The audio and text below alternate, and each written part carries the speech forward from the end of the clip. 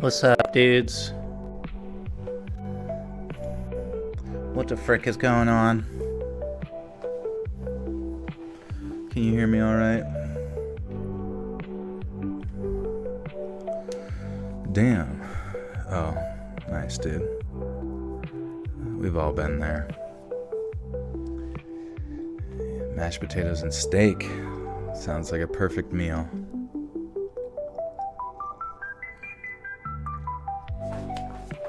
You were notified? Hell yeah, dude. Sorry, I had like a hair on my arm. I thought it was a fucking bug. Freaked out. Isn't it weird that these little critters can make us go crazy? Also, why the fuck do bugs and snakes need so much venom to kill like 18 elephants? Could my voice get any sexier?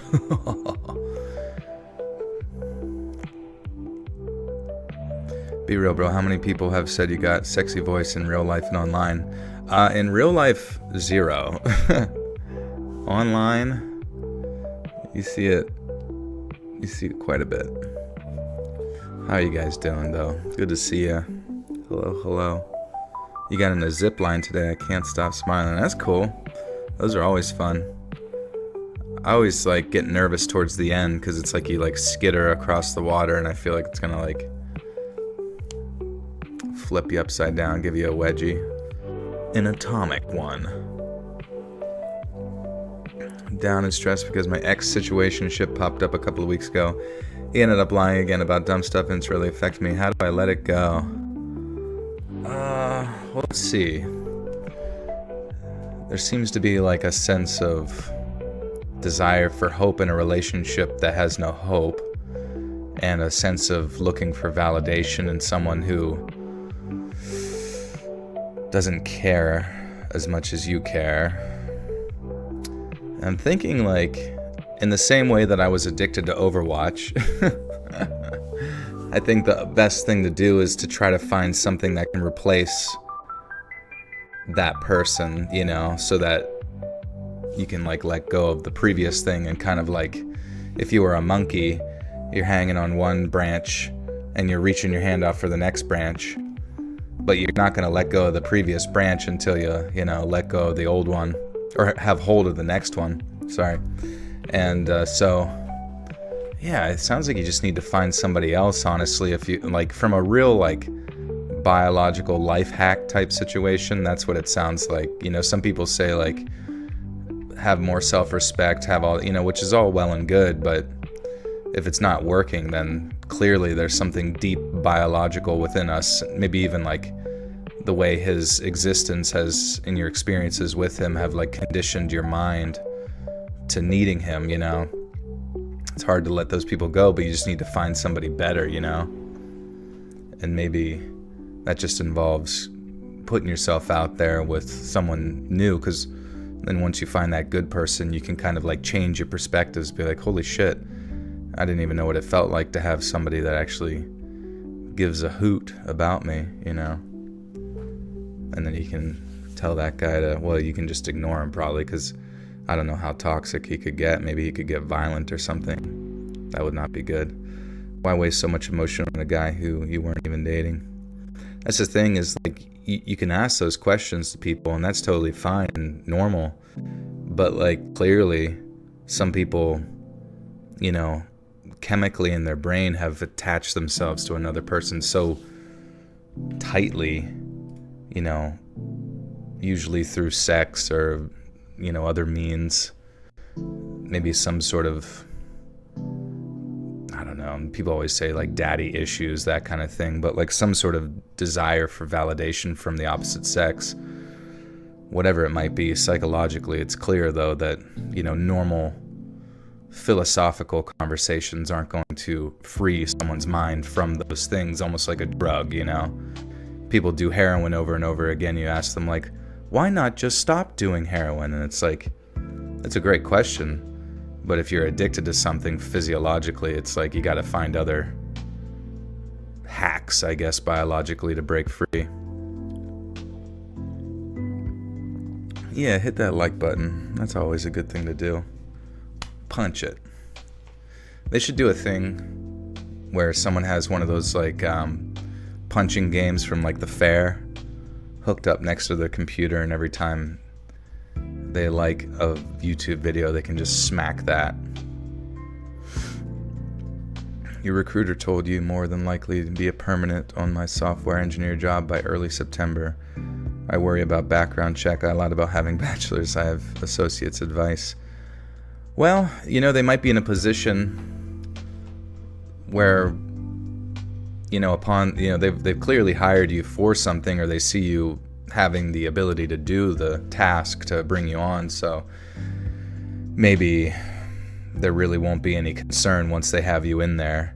The only thing is that they might end up using you not having a bachelor's degree or something as some sort of bargaining tactic, you know, to, you know, maybe lower your value. But I say, like, just stick to your guns and, you know, don't make any mention of it. Don't like allude to the fact that you omitted information, because, you know, you just want to be confident in your negotiations and just be, and you know that you can do the job. So, and they probably need somebody ASAP, so you're clearly in a good spot, you know what I mean? I just wouldn't worry about it.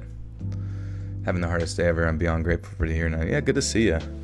Good to see everybody. You guys are awesome. Freaking awesome, dude. What kind of voices can I do? I don't know. You just have to ask me. I always say I can do a 6 out of 10 impression out of pretty much anything. Just mediocre enough to wart sound kind of like the Thing. He can do gay voices, character impressions, politicians, and Chinese accents. Yeah, that's on my that's on my fucking resume. You go to like be a voice actor in LA and you're like, I can do Chinese accents. How's that sound?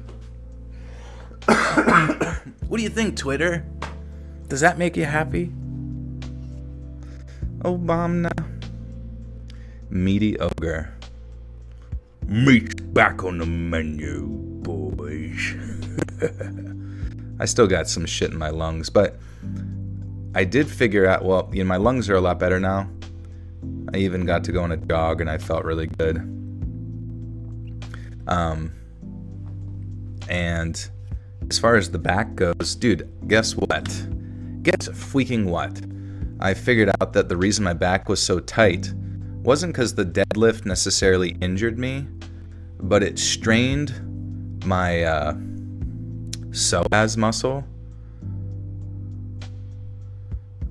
which is like kind of like sort of connected to your hips and your abdomen and your back all at the same time, going through your center trunk area, to the extent that it was just like causing me so much discomfort, you know, kind of in its tightness. And I used this thing, I think it's called Athena psoas. Let me see.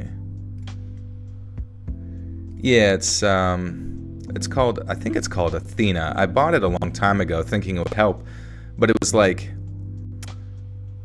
it basically, you lay on your stomach and it goes into your, like, into your abs, and is kind of like a pressure point release for your psoas muscle. Now, initially, you use it and you're like, what the fuck? That fucking hurts. Or it doesn't feel good at all. But the more you kind of relax into it and just kind of take maybe like 10 breaths or whatever, it slowly gets more comfortable and kind of reaches those points. And sometimes like the discomfort that you feel, like in relation to like trying to either stretch a muscle or, you know, add pressure to a muscle to like get it to release, that's actually where you kind of want to sit for a while until it eventually just feels comfortable. And I did that on both sides, you know, right and left for, you know, a solid minute each side. And holy fuck, dude, like my back felt so much better, like almost instantaneous pain relief. And, you know, I was, you know, in conjunction with that, I was doing some hip flexor stretches against the wall as well. But honestly, I think that might be like a protocol for me to like use that on my psoas and then do some hip flexor shit. And I think that's like a huge recovery tactic for show. Oh yeah, Paige Peterson's birthday. Happy birthday, Paige Peterson. Thank you for getting a hoodie. Appreciate that. Everyone say happy birthday. I forgot you were literally dying last time. I know, isn't it funny? Like, it's kind of like the same sort of feeling when you're sick and you long for the days when you didn't have a stuffy nose. And it's like as soon as you can breathe and as soon as you have no more back pain, it's like you just forget. You forget the days when you were walking through the desert. How old is I? I am 34. Which is so funny. Everyone here is like, well, you are 34, so you're pretty much getting ready to die. There's no more solutions for you. What are my red flags in a girl? Just like no sense of humor, you know what I mean? Someone who like can't like laugh at themselves, or someone who takes, you know what I mean, just makes things unfun by like taking things way too seriously. Certain like, because there's usually like when I notice people like that, they tend to like be pretty selfish too, I guess, or like self-centered, self-focused to the extent that it's just, you know, it's all about them. Are you excited for your 10-year mark on your channel? I guess so, yeah. It kind of blows my mind, you know? Your boyfriend is so unfunny and it makes me sad because I seem like a bitch, but all his jokes are offensive and don't make sense because they're only about cars. He makes offensive jokes about cars. He's like, look at this one. It's got an exhaust, babe. Ha ha ha. I don't know. I'm trying to wrap my head around what kind of jokes he would even make. Good evening, President Joel. Good evening. Favorite villain, anti-hero character. Oh man, probably Shadow. Probably Shadow. The Hedgehog. Is he a hedgehog? Isn't he? Or is he like a Shadow the Chalupa or whatever? Tonight's theme is sporting event stories.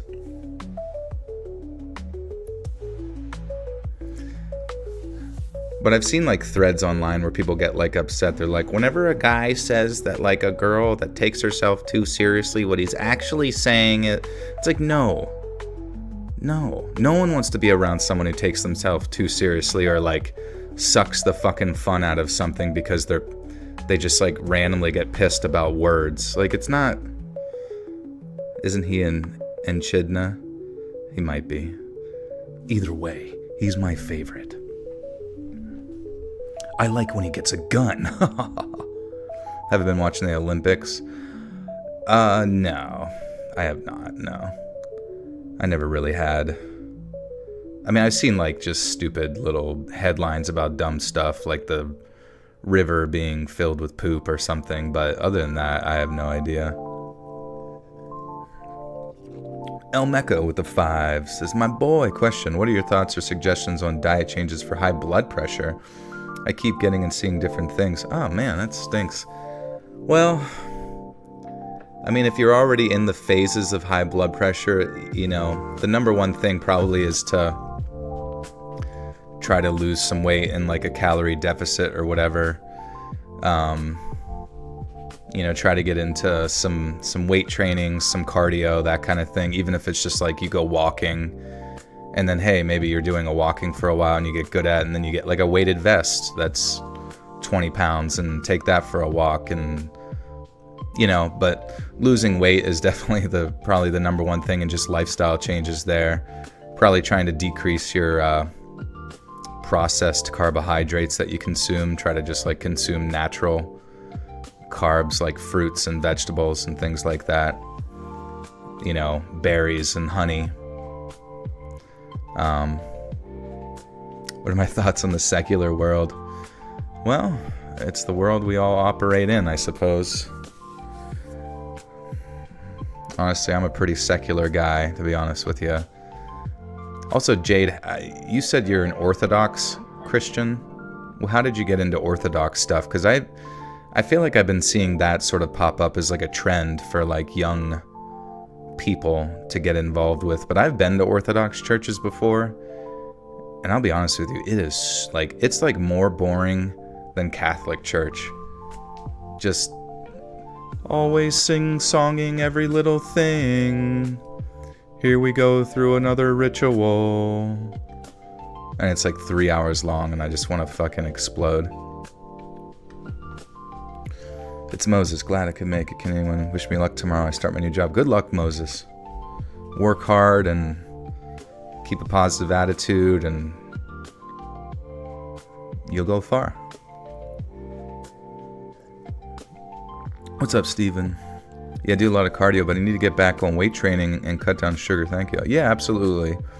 Because, you know, one thing I've been looking into, and believe me, I need to, you know, take my own advice more often than not, but diabetes, pre-diabetes, all that kind of stuff is just as much a cardiovascular disease as it is, you know, one related to insulin in your pancreas and stuff, because, you know, basically the higher your blood sugar is, that in your body's not capable of like taking that glucose out of your bloodstream and putting it into your muscles or your liver in the form of glycogen or whatever, the more that glucose is going to pair with like the collagen and the proteins within the, you know, building blocks within the arterial systems, you know what I'm talking about?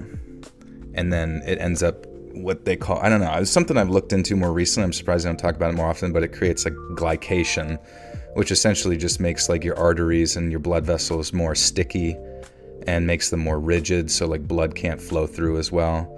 And basically just over time, that sort of like pre-diabetic, diabetic sort of high blood glucose is causing your blood vessels, especially on like the really smaller micro side, like the ones in your eyes and the tips of your fingers and all that kind of shit in your brain, just start to get hard and rigid and just not flow as well. And, you know, that causes all sorts of problems, because blood is literally what transports and like, you know, nutrients and rebuilds stuff in your body. And, you know, the better cardiovascular system you have, the better and longer life you will live. You know what I mean? I'm a converted and raised Jehovah's Witness, and that's what I thought too. It left me spiritually empty at first, but over time it grew in me. I felt spiritually happy. Interesting, yeah. My one friend, I don't know, he does it. You know, he's got his whole family doing it, and, you know, he's like, he quote says it's what he feels helps him fight against the, you know, I don't even know, the quarrels, the bad stuff of the devil or whatever. And I, you know, maybe I just haven't given it enough chance, but I haven't been to church in many moons and just don't really, I mean, it's like I have an interest in like communing with God, but more on my own personal time, and it is what it is. Fox Truba, welcome back for 14 months. It's been way too long since I popped in live stream and tuned in. Hope things have been well. How you feeling? Better too? Yeah, I'm feeling good. Fox, it's good to see you. It has been a long ass time. Joel, I'm Emily, had a stroke due to fentanyl tainted supply, but I'm 6 months sober and healthy as ever today. Thanks to your videos, I healed up and are awesome. That's good. Yeah, I'm glad you can get away from narcotics. I know people that have been addicted to narcotics, and fentanyl has gotten into their supply and destroyed their life, and they almost died. And it's just a chaotic world we live in, and the more you can kind of better yourself every day, because that's the thing, is like, people think about drug addiction as just a them problem, but like it's almost like suicide in like a weird way, where once it results in like somebody dying or destroying their life, like it affects everyone around them and their family especially, and it's just so sad. So I'm glad you're getting better, not just for yourself. I have a friend that was Jehovah's Witness. No, I had a friend that did Orthodoxy or whatever. Is that what you do? Orthodoxy? And you were a Jehovah's Witness? I forget what you were saying. You're addicted to the chat. Good. Good.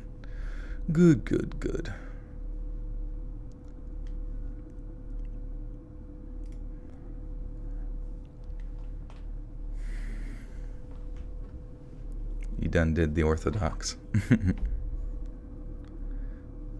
The Church of Shadow the Hedgehog. Fake oxy. Oh man. Yeah. I don't know. I don't even know how that all works, like with fent, like they're just chemically like easier to make that and just fill drugs with it or whatever, like cut it with that. I don't know how making drugs works. Anybody here make drugs with a cartel? Hey, Dreams, I appreciate you. I'm just gonna record 10 seconds of silence real quick for the troops.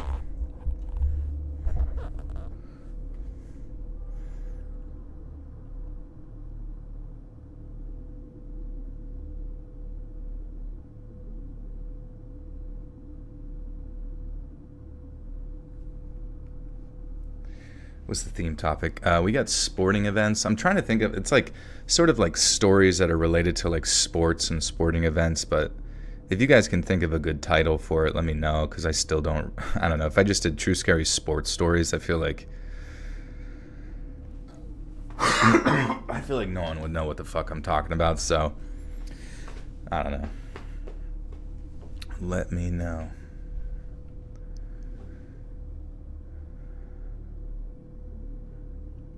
Infected Virus, welcome back. Or welcome to the Buttersock Call. You now have access to bonus content.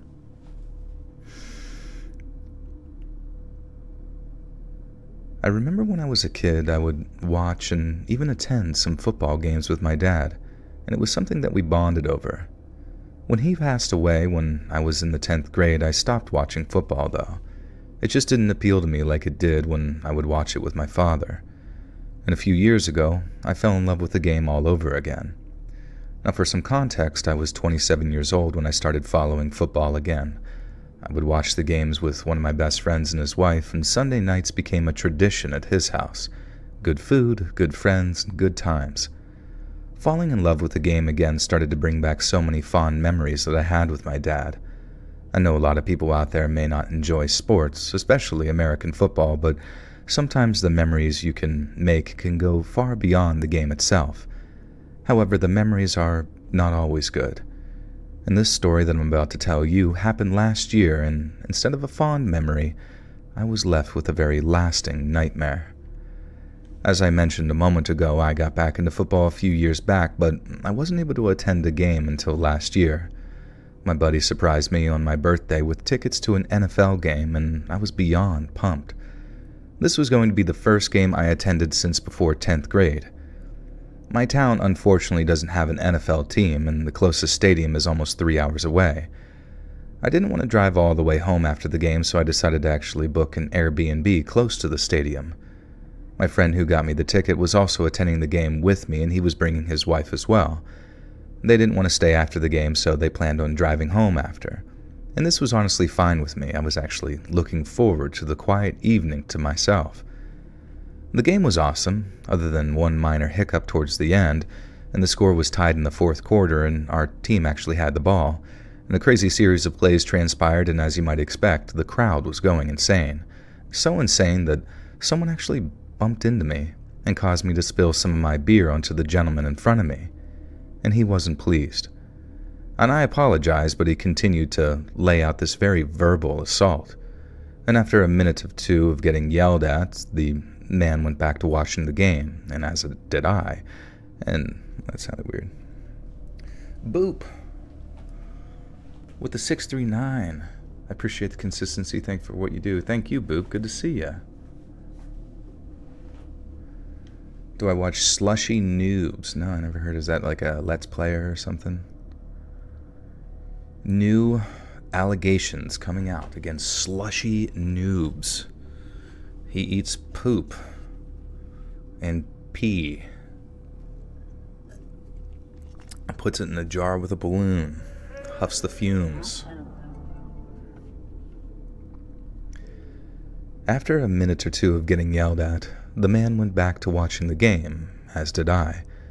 Not long after the game ended and our team came out victorious, and we cheered and celebrated with the rest of the home team fans. I won't say what the team was for my anonymity, and that night I got back to my Airbnb and just kind of hung out and relaxed. I decided to order myself a pizza and just sort of enjoy my little scenic getaway. The place was very cozy and on the outskirts of that town, and it wasn't like in the middle of nowhere or anything like that, but it definitely felt kind of secluded. I'm not exactly sure what time I fell asleep, but it was late. After midnight for sure, and at some point during the night, I woke up because I thought that I could hear this very strange noise. I sat in bed for a minute trying to focus, and I didn't know if it was just my imagination or if I actually had heard something. A few seconds later, I heard it again, and then again right after. This wasn't sort of creaking floorboards or any of the other things that people say they hear when they think you're being paranoid. Wait, whoops.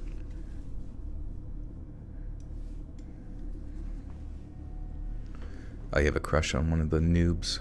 Nice, dude. I got a vintage sewing machine and started making stuffed animals and other things to sell. That's cool. Do you sell it on Etsy? Is that where people do that? Or is it just locally? Breaking, I know. We already know that's going to be breaking and entering spilled beer incident. The breaking and entering over spilled beer incident is crazy. How I've been doing? I've been doing good. Feeling a lot better. Yeah, I'm going to get back into the gym. I think I'm actually going to switch up my deadlift to not doing normal deadlift like I normally would. I think I'm going to switch to the hex bar deadlift. I don't know if you guys are kind of familiar with that, but rather than having the bar directly in front of you, it's sort of something that you stand in, or with where the handles are on the side and the weight's on the side, and it's a lot more like quad but also look posterior oriented. So, and I hear it's a lot safer for your back, and I don't know, I've gotten to the point where I'm like, I don't really need to be hurting myself with a stupid deadlift, you know what I mean? No, but I've been feeling good though. Like I could jump back into deadlift, but in the same way that like I hurt myself with bench press, I just feel like it's not. Dumbbell deadlift wouldn't be bad either. It's just you can't really go too heavy with it, and I guess it's a little bit more. Yeah, I guess you can't get too crazy heavy with it.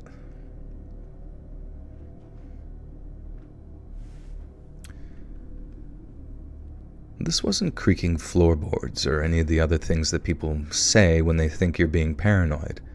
This was, without a doubt, the sound of something being thrown at the side of the house. Something small, almost like a rock or a pebble. I got out of bed and turned most of the lights on, mainly because I was a little spooked, but also because I didn't know the layout of the house and I didn't want to stumble my way through the darkness. I'm a bit clumsy and I have a knack for breaking things, and I made my way to the window that was on the other side of the house. And that's where I had heard the sound coming from. I cupped my hands and looked into the darkness, but I didn't see anything, and I was convinced that whatever I had heard was probably nothing, and being the anxious person that I am, I just decided to go investigate outside. I understand this may seem like the worst idea in the world looking back, but I had convinced myself that nothing was out there except maybe some wildlife, and I just wanted to make sure. I spent a few minutes outside, walking around, having a smoke, and I didn't see anything weird or out of the ordinary. I did see a few small rocks on the side of the house where I had thought I had heard the sound, but it was a pretty wooded area, and those small rocks could have just been there the entire time. I decided to chalk up this entire ordeal to just my anxiety and nerves and being away from home. I started making my way back to the house, and that's when I froze. Because I had turned a lot of the lights on, I was able to see inside the house from outside. And there, walking through the kitchen, was a person. Someone who was wearing a hood. I was able to see them through the room clear as can be, and I immediately took cover behind a tree, ducking down. Thankfully, I had my cell phone with me, and immediately I called 911. While I waited for the cops to show up, I just sort of watched this figure through the windows slowly creeping through the house. He seemed to be opening doors and even checking closets. I had my small duffel bag on a little table in the kitchen, and this person went through my bag. He even grabbed my wallet and went through it a bit, but didn't even take anything. After a couple of minutes, this person started to move a little faster. He was whipping open doors, and he looked like he was looking for something, and he looked frustrated. And he must have heard the police at this point, because as soon as the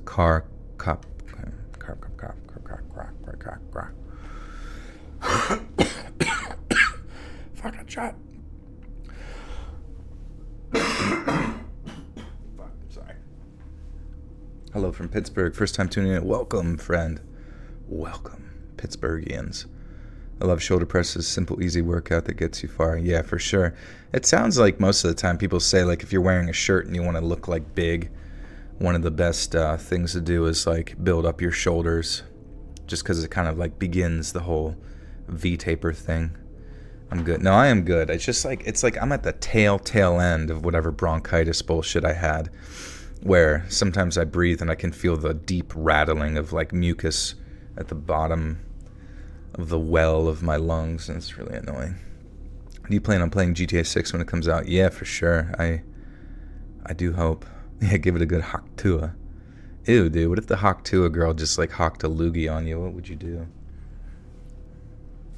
I thought I hit a pen. No, not a big fan of the smoke, and that would be really bad for my lungs right now. You have terribly weak shoulders. That's alright. I mean, you can slowly build them up one step at a time. Extra flavor. The Warhawk Tua, yeah. She spits acid on it. Ah! Millennial alert. It's so weird. I feel like the younger generation has such an obsession with like generational concepts. I don't know why.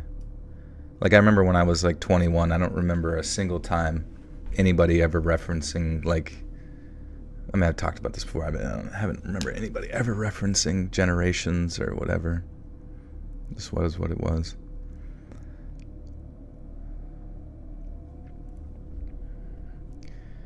He must have heard the police, because as soon as the cop car showed up, he jumps out a window and starts to flee into the dark. I came out from behind the tree and flagged down a cop and tried telling him that the intruder had just ran, but they were very focused on calming me down in that moment. Finally, the police were able to take my statement, but by that time, this intruder was long gone. To my knowledge, they never caught this person, and nobody knew what he was doing or who he was looking for. The owners of the house were alerted by the authorities, and they claimed that they had no idea why anyone would do that, and I believe them. I remember telling my buddy the story that next morning, and he believed that it might have actually been that disgruntled fan from the football game, the one that I spilled beer on. I think it would be outrageous and borderline improbable for an intruder to have followed me all the way home, but the more I thought about it, this person did fit the profile of that crazy fan. He was even wearing the same coloration as the... He was even wearing the same color as the team, but that might have been common for the area as well. And this all could have easily been a coincidence, but I don't know. It really made me think. And it's really scary that sometimes people out there can just do things like this, and we truly will never know why.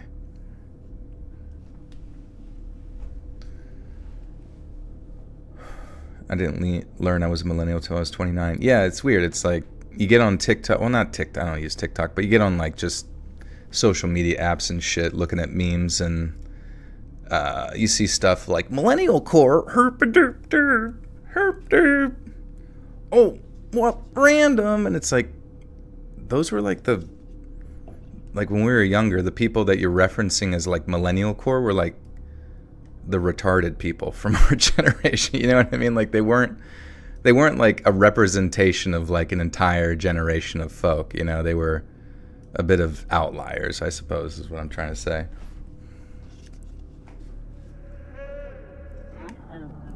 I'm Gen Z. We're obsessed with generational differences because the internet gave us access to information and the quality of life for past generations. Realized ours is some of the worst. I don't really know, honestly, with you. I mean, like millennials and Gen Z stuff, like as far as what you guys are into and the way that you guys act, it's like pretty much identical to it's like like back when I was 18 on the internet, and into college, like Reddit was still very young, and there was some other like sort of primitive forms of like internet comedy, but it was all pretty much the same shit. You know what I mean? I mean, obviously inflationary bullshit has affected things, but that's affected a lot of people in the past 2 years with like the overspending during COVID and shit. And then, obviously the interest rates play into that, I guess, but I don't know, man. I don't really see a whole lot of difference between,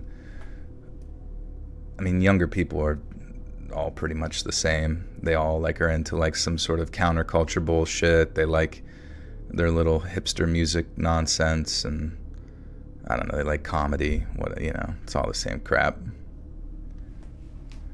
Do you remember Voltron Babylon? I don't remember that. Let's look that up. Voltron Babylon. No, is that an anime? I don't remember that. The biggest difference I noticed in the younger generations gets offended way too easily.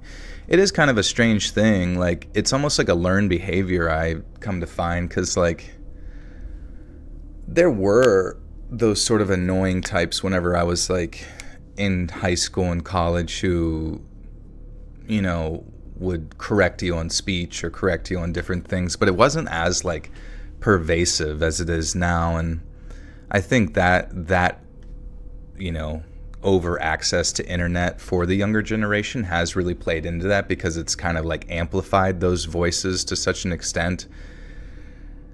And a lot of it feels kind of astroturfed as well, like where it's just kind of like forced from a larger, financial entity or something like that. Like, or I guess banning people too plays into it, where for a while there it was like everybody's gets banned for now on Instagram, like offensive jokes are like all you really see. And they don't really care about it as much anymore. But for a while there, like all the jokes that you see on Instagram now would have been like auto banned. And whenever you auto ban a bunch of people, it sort of ends up like creating a forced perspective, and a younger generational mind of a lot of people having access to that would eventually kind of like ingrain in them, I suppose, a degree of like, oh, I'm offended. But I think the idea of being quote unquote offended, and I'm not trying to like harken back to like 2016 kind of stuff, but I think the thing about it is that it makes people feel some degree of power when they can tell you that they feel a certain way and that you need to not talk a certain way. And that's all it really is. It's like psychologically connected to like making them feel in control in a situation, when in reality it's like nobody's in control. You have no control over anything. But it is what it is. I think people are getting better with it. Like people are like getting less and less amplified with it, but it is what it is. Who cares? Honestly, just if people are like that, just tell them shut up. It's so easy anymore. You just grow up, get over yourself. You're not the center of the world. I'm just joshing around. When I was in high school, I loved the game of basketball, and I was one of those kids from the late 2000 era when ball was life. I knew I was not good enough to play at the next level, but it didn't stop me from playing the game I loved when I was back in high school, and I played with the same group of guys for years. And by the time we became seniors, our team was making a run for the playoffs, and it was a very exciting time, and the whole community was buzzing around it. And after a very massive win, our team was only one win away from a sectional title, which was just about the greatest accomplishment I could have ever made in high school. And the sectional game was 6 days away from our last win, and our coach did something a little unorthodox. He set up a scrimmage for us so we could stay in game shape.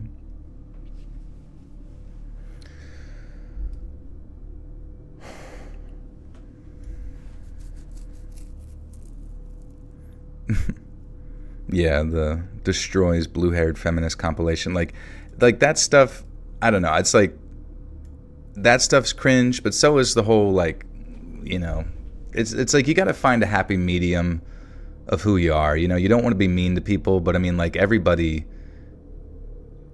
has like a sense of humor, you know, like, and find silly sort of like taboo things that you can't, you know, funny. Like, it's just, and it's not as big a deal as they make it out to be all the time, and, you know. And I think the only way to like disable individuals that like look to sort of shite on people about that kind of thing is just to not care what they think, you know, just to ignore them, because it doesn't matter anyways. I think we've come to find that, like, you know, comedians who, even though it's definitely been tampered down quite a bit, like, whenever they do get sort of under hot controversy for something they said, they tend to like get more popular anyways, you know, because it gives people a certain sense of like cathartic feeling to like go to their shows and hear them say the, you know, the taboo thing or the thing that they shouldn't say. But it's just weird because it's like so many people have forgotten how, I don't know, like how raunchy people were for a long ass time. Like, you go to the comedians of the 70s, 80s, 90s, 2000s, like, we've heard it all before, you know, to sit there and act like the shit that fucking Shane Gillis, you know, I like Shane, but like, to sit there and act like Shane Gillis is like pushing the boundaries as far as like wordplay goes, it's just like, it's there's no comparison to people like Richard Pryor, George Carlin, all those people. Like, comedians nowadays, they're not bad, but they're nothing like what it used to be. And the fact that they themselves kind of like still tiptoe around things, that's just like, it's kind of cringy. I don't know. It feels like you're watching, and maybe it's because I'm getting older too, but it feels like I'm watching people who are my age do stuff. And like, if ever there's somebody that you don't respect, it's someone that's like your age. You know what I mean? Or younger, because you're like, I don't know, it's like interacting or watching someone from like your grade or you're a grade below you, where you're just like, shut up, loser, silly goose. Andrew Dice Clay. I recognize that name. Who's my favorite comedian? It'd probably be Louis C.K., I would say. Definitely up there. George Carlin was great. You know, I actually really like Dave Chappelle's older stuff a lot more. I felt like he had a lot more fun energy to him. Now, a lot of his like comedy, he's got to like sit there and give you like some old man lecture. He just comes off as like an unk, you know what I mean? He's got his uncle wisdom. He's got him impart upon people, and I just really don't give a fuck. Yeah, there's so many good ones though, you know. Jeff Allen. I don't recognize the name Jeff Allen.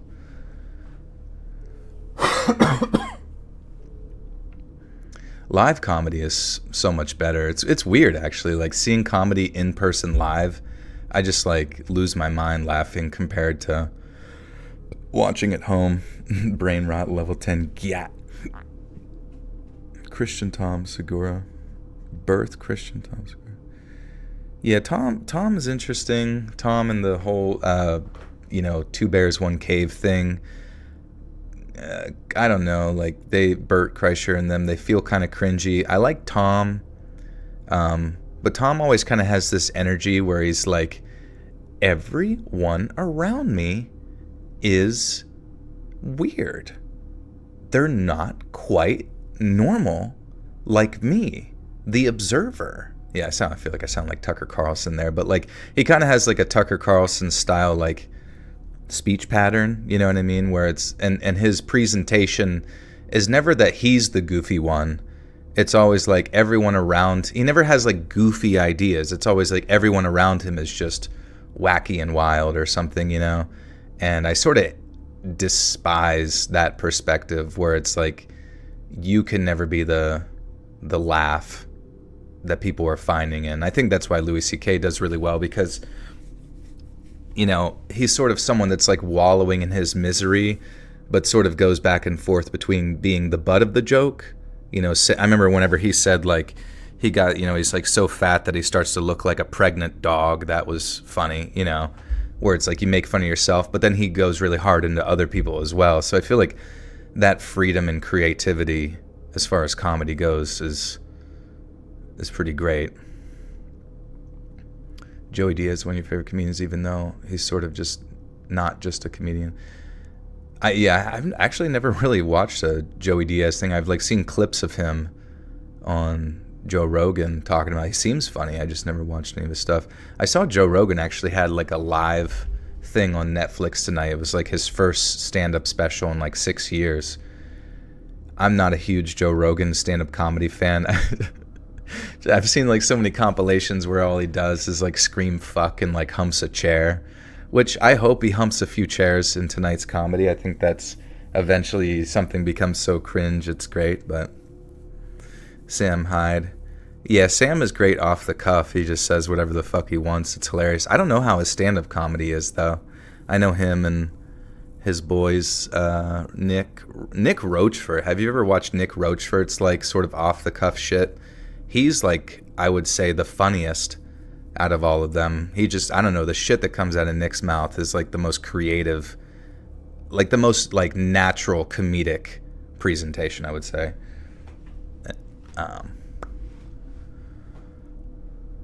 Who's Charles? Yeah, Charles is very funny. It's so funny though, like Charles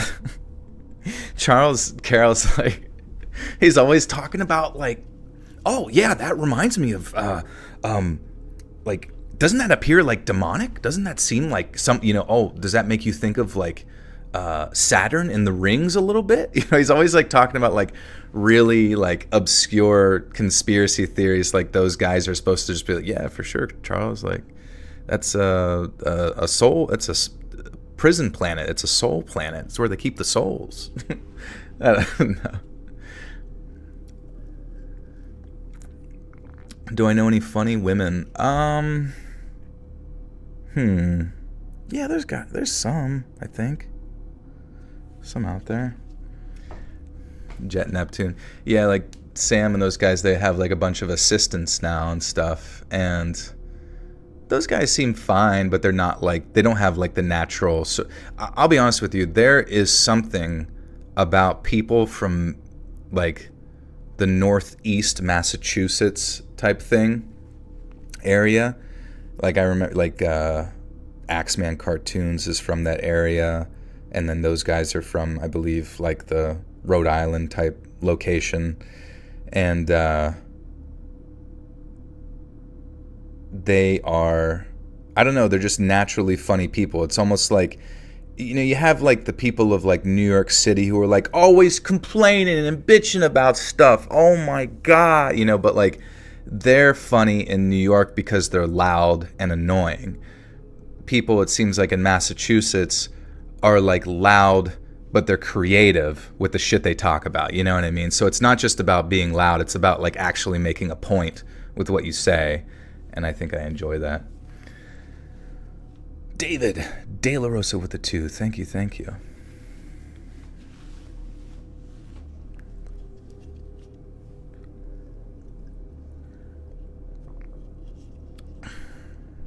Tim Hawkins. I don't think I've heard of him. The way Sam Hyde trolled iDubbbz, he converted from iDubbbz. You know, that was always such a weird thing.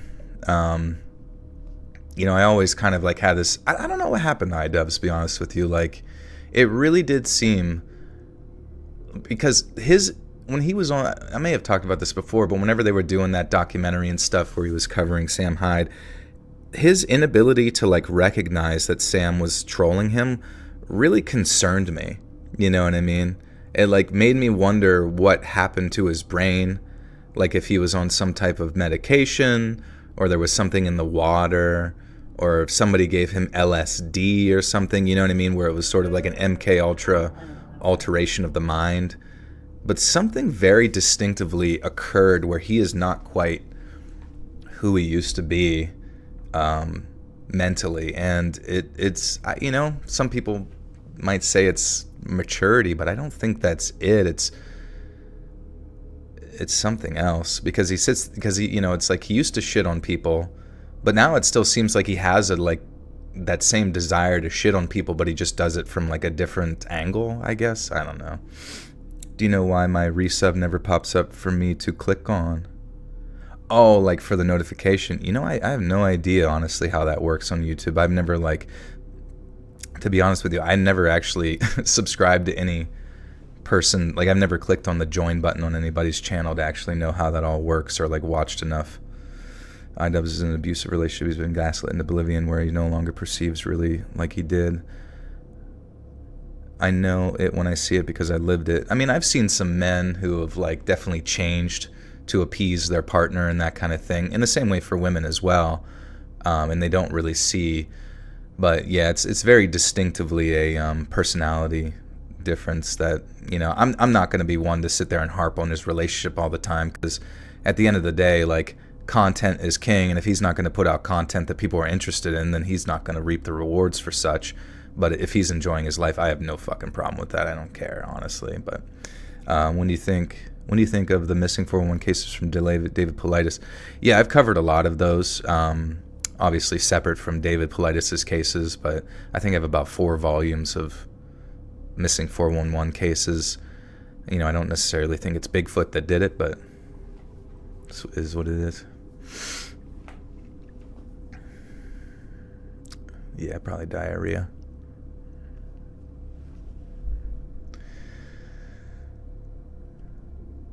He set up a scrimmage for us so we could stay in game.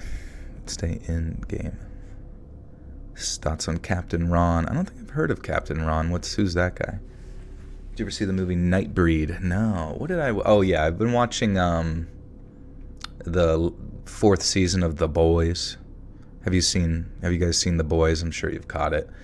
But like, this season it's not overly different, but it's very distinctively different in its like writing. Like, the writing, I will say, is not as deep as it was. It almost feels a little bit rushed in a way.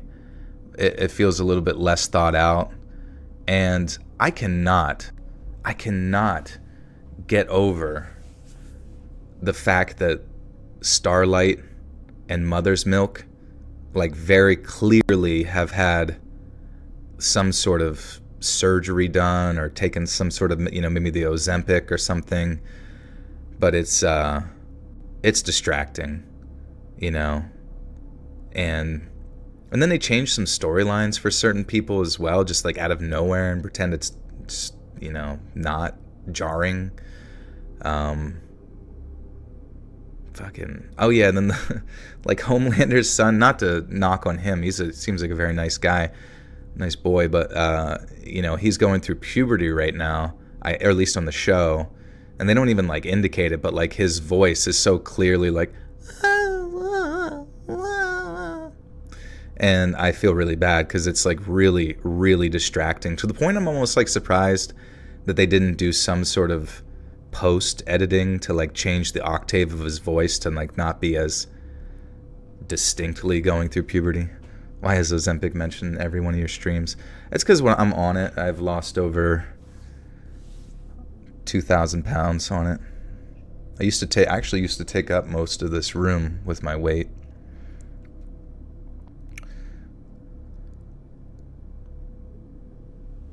The actor who plays Mother's Milk had a serious medical emergency, which is why he looks a lot different. Oh, okay, I'm sorry. Yeah, that makes sense then. I wasn't sure if... Yeah, the only reason I kind of arrived at the idea of possibly Ozempic was because Starlight looks so different. So I just assumed like all of them were kind of going through like some sort of Hollywood phase where they hate themselves because everybody else is beautiful or something, so they do like wild extremes to try to fit in because of mental health issues. I don't know.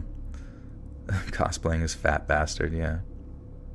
I was cosplaying as that like one vampire who works on the computers in Blade.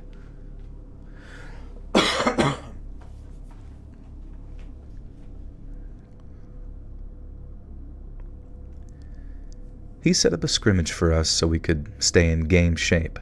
And for anyone who doesn't know, setting up a scrimmage this close to a big game is kind of a recipe for disaster.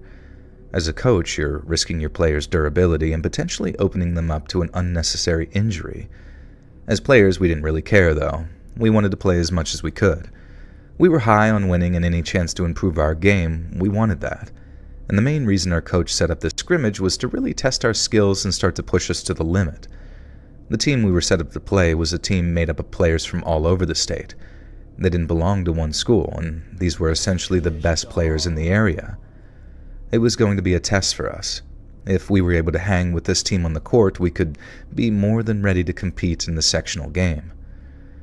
The game was on a Thursday evening after school, and we played the game at a neutral location. And the gym was nice, but the surrounding area had seen better days.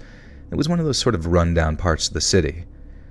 One of the downfalls of the gym was that it only had one locker room, which the other team used, and my team was forced to change in the basement, and basketball season is in the winter for anybody who doesn't know, so let's just say that the basement of this building was absolutely freezing. Not only was it freezing in the basement, but it was very dark. Even with all the lights on, it felt kind of dim. Something about the basement was just off, though. It was creepy down there, and not just because it was a dark basement. From the moment I got down there, I was joking around with the team that this basement felt off and was weird, and most of the guys just kind of laughed it off and called me paranoid, which I'll be the first to admit I am kind of a paranoid person by nature, listening to podcasts like Let's Read. And while we were in the locker room before the game, we were all joking around, just being typical high school idiots. I continued to press my teammates about something just not being right about this place. And one of my teammates was using his cell phone to shine a light in the dark corners of the basement, but it just looked like junk and boxes everywhere. Now, this was back in 2009, so the flashlight on the phone wasn't as powerful as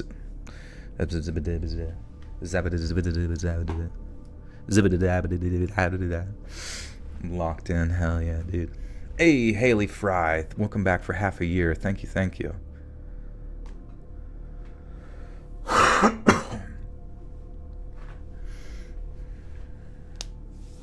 The actress who plays Starlight dealt with nearly 4 years of fans saying horrible things about how she's too chubby-faced to be taken seriously. That would affect anyone. Dude, that sucks, because she was beautiful, you know? And I hate to say anything mean about her now, but that just goes to show you, like, Jesus Christ, dude. Like, being someone in Hollywood, it'll drive you mad. I mean, just being in Hollywood in general. And the worst part is that, like, perfectly reflects her character in a weird way. You know, or like in the opposite direction, where it's like her whole thing was like, you know, trying to be the best, and her mom like pressuring her to impress so that she could be one of the 7 and all that kind of stuff. And then, you know, it was all about just being who she was, and she didn't need to earn her way, and then to actually go through and do plastic surgery, which I don't know, it's just like a kind of a scary irony there, you know.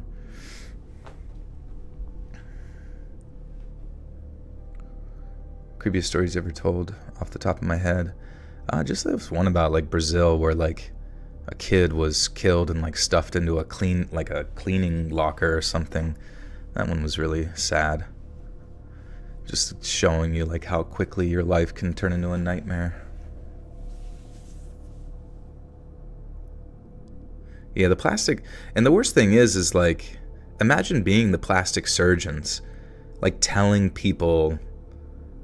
Because it seems like plastic surgery has not gotten any better. Like, there's certain things you can get done.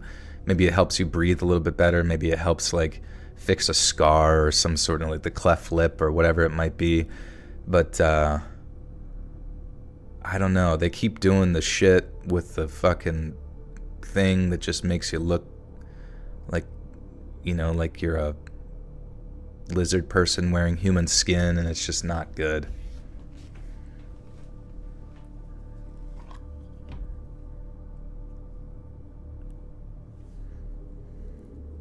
Also, it's like you would think that there would be something in people's contracts if they're in like a show for a period of time that you can't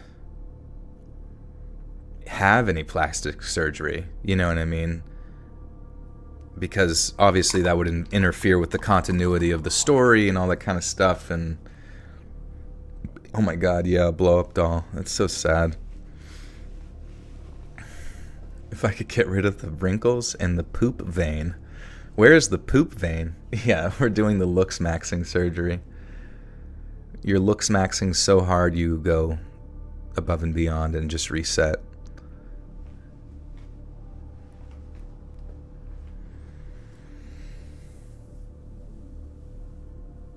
You have 3 minutes for what? Do you have to defuse a bomb?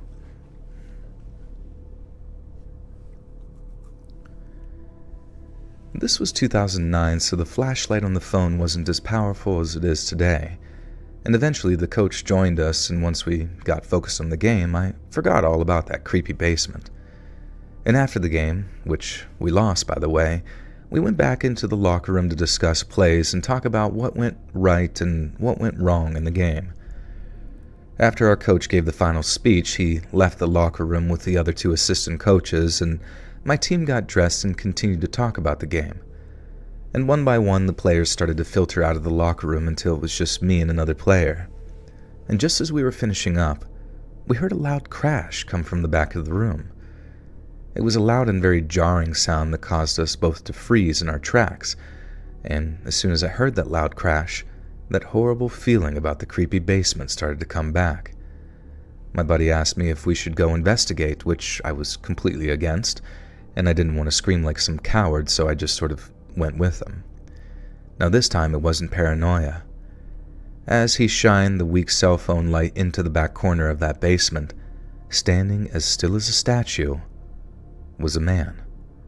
A man I would say was maybe in his 30s at the time. He looked very disheveled, and he looked angry. And my friend and I both just stopped and sort of stared at the man, and all 3 of us now just stood completely still. These few seconds felt like the longest stretch of time I had ever experienced, and just as my friend tried to say something, the man just started to scream. It wasn't even words. It was this weird growl of a scream, and we both decided to run. Whatever was happening, we didn't want to find out the result of his screaming. As we sprinted towards the stairs, this man ran after us, and he was fast. Fast enough that he was able to grab my hand and yank me down to the ground. Fortunately for me, he fell on the ground in the process of pulling me down, and with the momentum I had from both of us falling, I was actually able to bounce back up pretty quickly and continue running out of the basement screaming. My friend and I ran into the parking lot screaming our heads off, and the rest of the team and the coaches were waiting outside.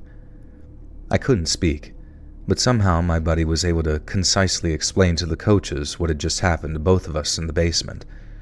One of the assistant coaches stayed outside with us and the rest of the team and called the police, while the head coach and the other assistant coach ran inside to confront this man.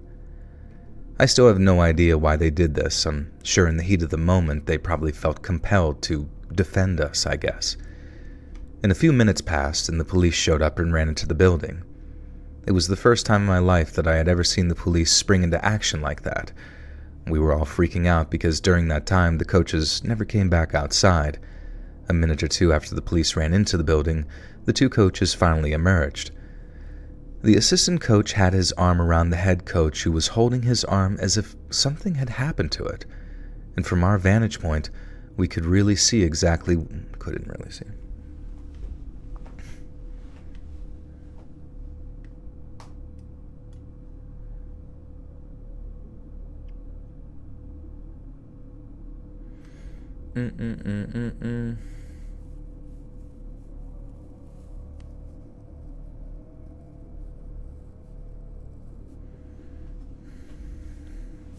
I had to wait 3 business days to get on your stream. Yeah.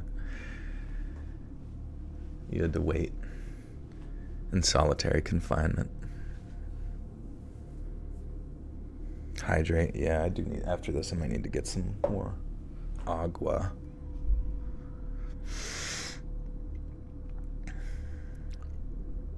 From our vantage point, we couldn't really see exactly what was happening. The only thing we could see for sure was that the coach had what looked like blood all over the front of his shirt. And not long after the two coaches had come out, the police came outside with that man handcuffed.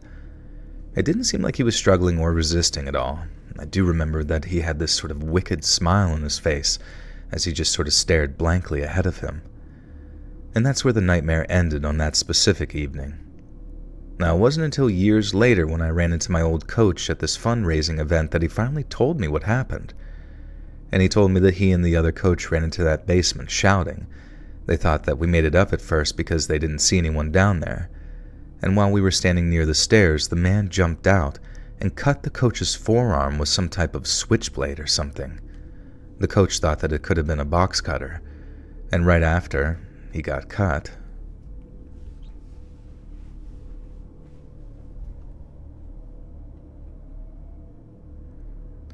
Oh, Ophelia, thank you, I appreciate that.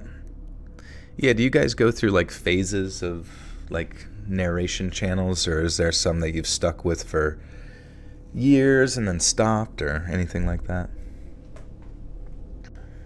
You just read that fiber supplements can prevent diabetes. Wonder why. I wonder what the prevention there is, because I could see maybe it like satiates your hunger, so you're not consuming as much carbohydrates, or maybe it slows down your digestion, so you're not so like glucose, carbohydrates don't break down fast enough to turn into glucose in your bloodstream, or I don't know. Thank you, Emily. It's a long time. Gatorade is overrated. Get you some Pedialyte. Yeah, I've been drinking that LMNT stuff too, but it does have a lot of sodium if you have any issues there. Keeps your blood sugar level throughout the day. Yeah, I wonder if it is just because it slows down the digestion process because the fibrous material is kind of like, you know, taking its time rather than sort of absorbing it all at once.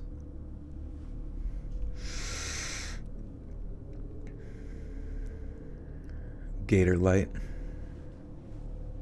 It's made with real alligator bits.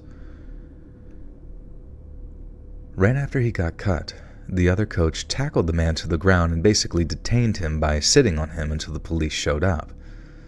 The coach had to get stitches in that arm and all types of blood tests because they didn't know if the blade was actually clean. Thankfully, he was fine. And it was arguably the scariest part of the story was that nobody knew anything about this guy. He seemed to have no identification, and he was clearly not right in the head. And the area that I live in, unfortunately, has always had issues with people with drug issues, and as far as my old coach knows, this poor man was just another unfortunate soul whose mind was lost on the streets.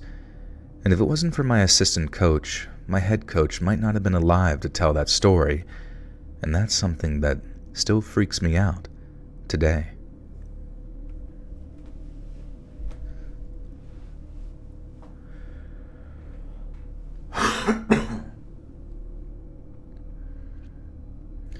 Also, where do you guys think is the best place to find like scary videos if you wanted to make like a compilation channel of scary videos, kind of like what's his name, Bizarre Bub and all that kind of stuff?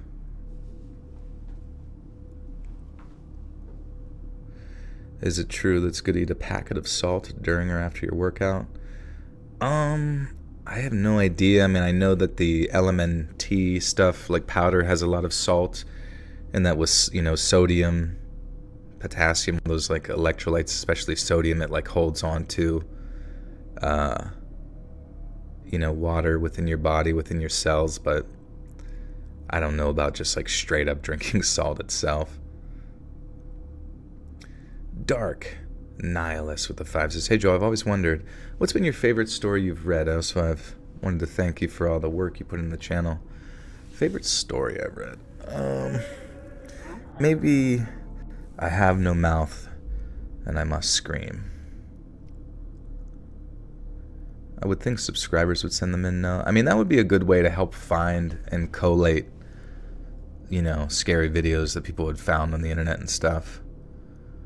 But it just seems tough because like you go on Reddit and like there's really no good like subreddits that like have just new daily scary videos, unless I'm like missing it. But Liquid IV, I heard Liquid IV was good too. I haven't tried it. The Karen COVID story, yeah.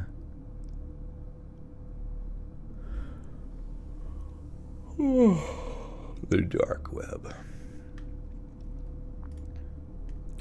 But it's like if you were to do one of those channels, you wouldn't necessarily want to like go to somebody else's channel and just like take their sources to create the video. I mean, you technically could, and there would be really nothing wrong with that, but it would suck to have like all of that like overlap, I suppose. I'm gonna get some more water real quick, so I'll be right back.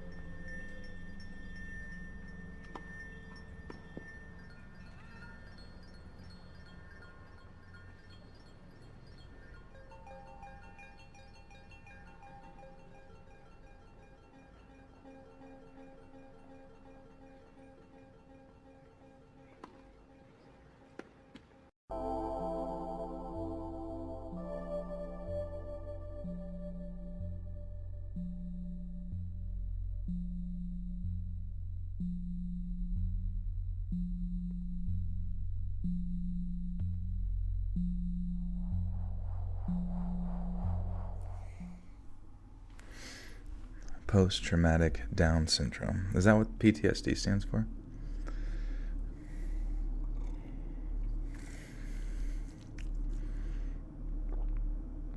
A few months back, definitely check out Shrouded Hand. A little more dark. Yeah, Shrouded Hand. Isn't he sconce or something? Or scouse? Sorry. Shrouded.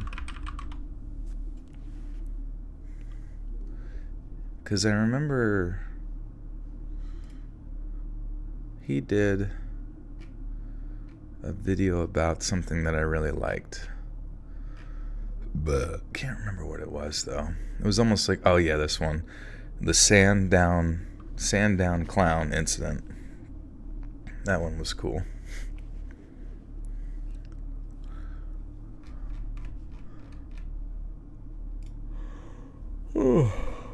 Oh wow, he's popping off. People that didn't seem human, a selection of weird stories, the devil mask ripper, strange death of Kim Jong-bong, the Soma mining disaster. That's cool. Yeah, it seems like his channel's doing really well.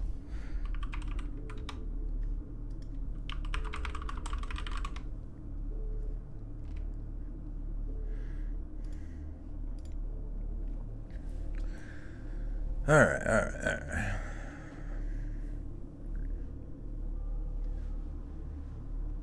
Actually a lizard.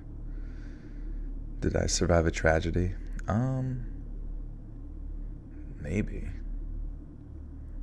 I wasn't near 9/11, but I technically did survive it happening.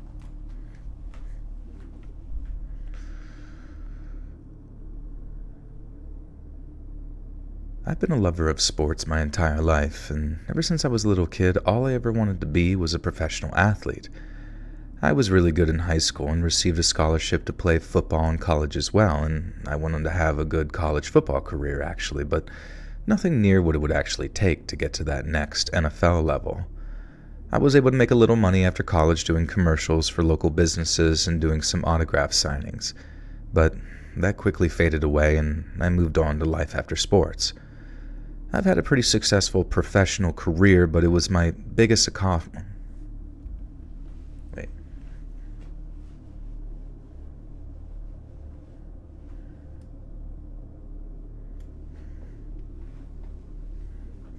Da-na-na-na. Da-na-na-na. Da-na-na-na. Okay.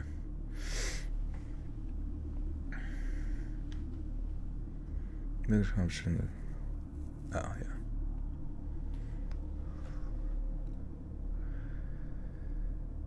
I've had a pretty successful career as a working professional, but my biggest accomplishment and the pride of my life has to be my family. My beautiful wife and our amazing daughter. My daughter has taught me how to be a better person, and I love her more than anything else in this world. And I'm sure if some of you reading this are parents, you can relate to those sentiments. About 2 years ago, I was invited back to the small town where I played college football for an event surrounding the completion of their new facilities on campus. They were going to do a tour, a dinner, and obviously some drinks and snacks in between. They invited alumni, sponsors, and some higher-end boosters to try and get everyone together to network and, more obviously, to fundraise, as I'm sure the new facilities were not cheap. I really didn't feel like going, but my daughter seemed interested in taking a trip with me, so I figured that we'd go and make a little daddy-daughter date and have some fun and head out of there early. Once I arrived, though, the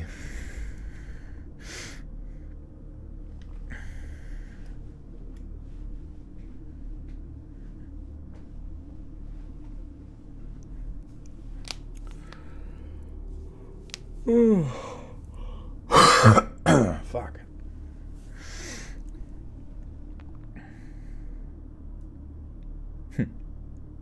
I left the door cracked so Pradeep could go out in the garage, and I'm just like watching him. Did you hear that? I'm watching him slowly push it open. It's so funny, he's like scared of it, but then he's not. All of a sudden, he'll just like sprint out there. I keep expecting like some big hand to like grab him.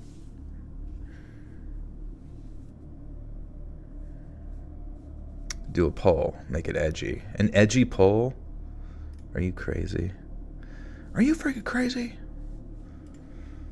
What should the poll be? Do you think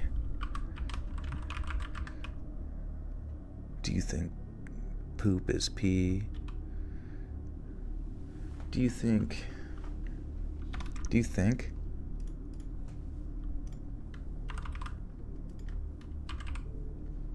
at all?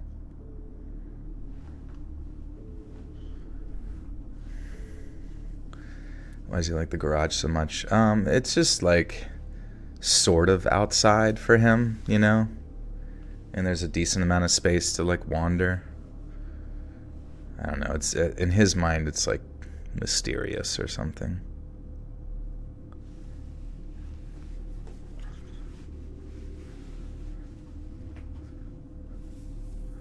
I think I can.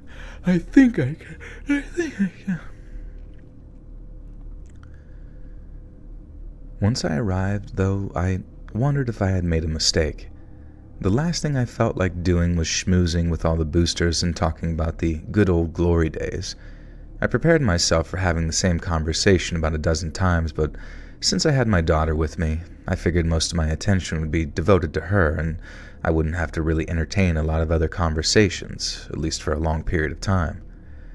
There was one person I didn't recognize who seemed to keep giving me a bit of a side eye, or looking at me like he seemed annoyed that I was even there. Every time I caught him staring, I would look over in his direction and he would immediately look away. As I made my way around the room, I felt like this person was kind of shadowing me, always staying a fair distance away, but every time I looked up, it felt like I could see them, which I hadn't noticed with any other person at the event. I was so busy that I eventually shook it off and made sure my daughter was having enough to eat and drink and that she was having a good time. And as soon as she got bored, I was going to head out of there and just take her home. She really enjoyed our tour of the new facilities and even got to see the mascot and take a picture with them. We got some free swag, which was...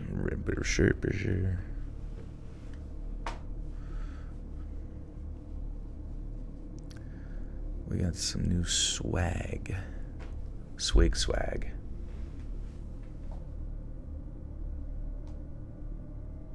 Convinced that you can talk about anything. I appreciate that.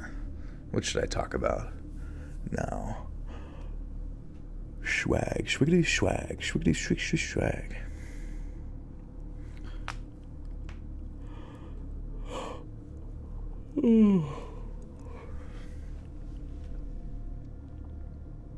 K-pop. I saw that North Korea had executed somebody for listening to K-pop. Understandable. You gotta do what you gotta do. New Jeans. That's that band. Didn't we listen to them one time on here? Say the alphabet backwards. Okay, let's go. ZYX Q? No. Fuck. Damn it, I suck.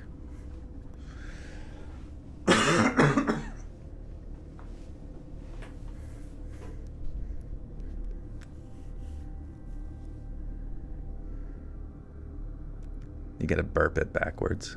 Joel's drunk. Imagine if a cop made you do that.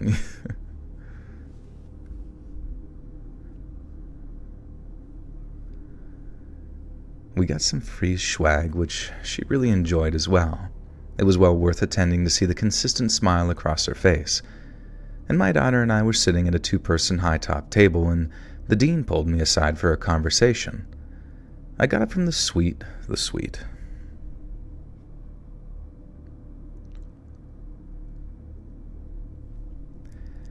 I got up from the seat, grabbed my daughter's hand, and told her that I was going to be right there, and that I was just standing up to talk to a few people. My daughter was still directly to my left, so I could see her while I was having a conversation and shaking some hands, and the dean introduces me to the new head football coach, and we make some small talk and share a few laughs. I'm making sure to every few moments look back at my daughter, who is playing with a team-branded fidget spinner, and I entertained the conversation what felt like another 30 to 45 seconds and said, well, I'm going to get back to my daughter and see if she wants to hit up the dessert table with me. And as I go to sit back down, I realize my daughter isn't there. My stomach immediately hits my throat as I dart up on my toes to see if she walked away or maybe she's hiding under the table. I saw her walking about 50 feet in front of me down the hallway, exiting the main room and heading towards the new facilities of the exit. Or the exit.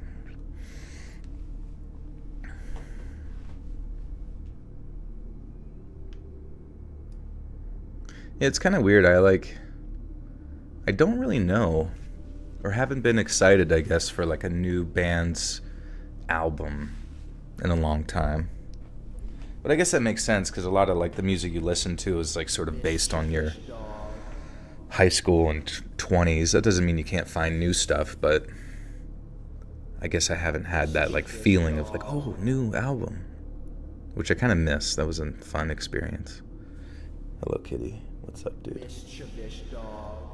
Babylon Rose, thank you for the 5 gifters too. Ravenous, Hawk Tua, The Black Parade, Dawn Worryabout, and YR, thank you. You guys now have access to bonus content.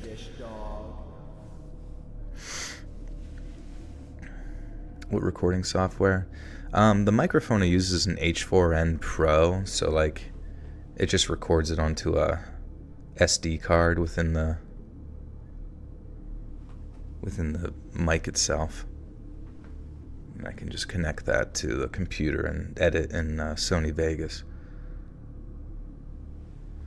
What do I jam to when working out in the gym?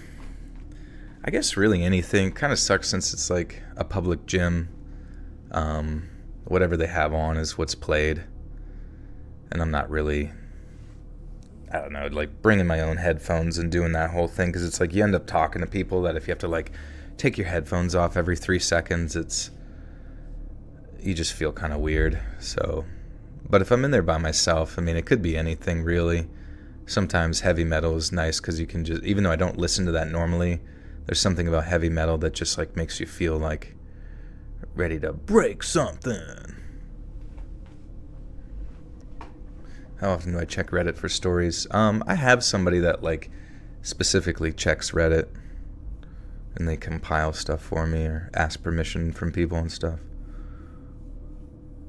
Read A Court of Thorns and Roses. What's that? Is that a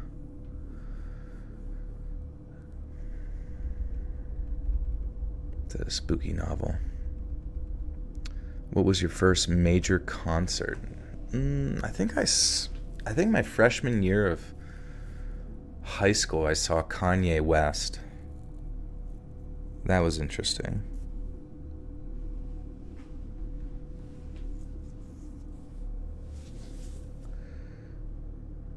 Have you ever been hit on at the gym by gay men? My friend said happens to him a lot. Yeah, actually, yeah, that's funny you say that. Going back, I guess, not in the current gym, but in previous ones. Yeah, gay guys talk to me a lot. I guess it's just because I'm nice, you know what I mean? I'm not going to be like, sorry, I have a dad. Or, sorry, I have a girlfriend, or something. Just like, whatever. If you want to chit chat, whatever. If you want to suck my butthole and my dick, I don't even care. Like, whatever you gotta do. You do your thing, babe.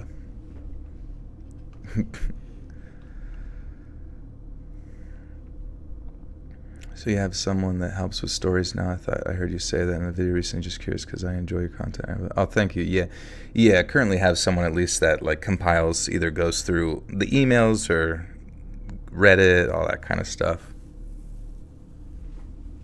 Thank you, lovely. Good to see you. I never complain. Greg, why would I ever complain with you?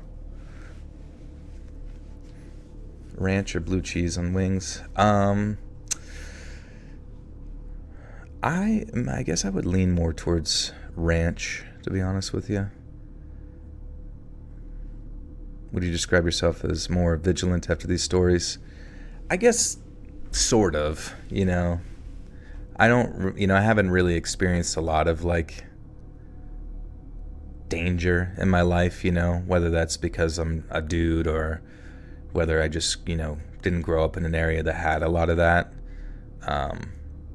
But I guess just baseline, you just kind of always have like keep your head on a swivel, stay frosty. Radiate Ram Ranch energy, that's true. It's just dripping out of my pants, down my leg. People licking it off my calves. And they're like, ew, is that They're licking it off your calves. They're like, is that ranch? I thought it was blue cheese.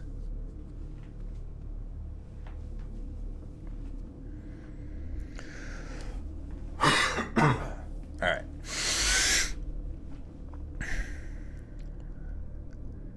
I saw her walking about 50 feet in front of me down the hallway, exiting the main room and heading towards the new facilities of the exit. Or the exit. How is there two? Do you take a lot of these stories with a grain of salt? Sometimes some of the stories sound too good to be true. Yeah, I mean, I'm kind of experiencing how you guys are experiencing them. Just sort of, you'll hear me on stream be like, well, that sounds fucking fake.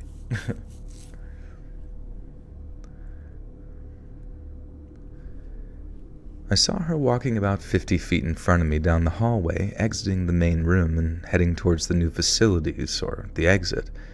And she's too far away for me to see who she is with, but it's clear that she's with another man.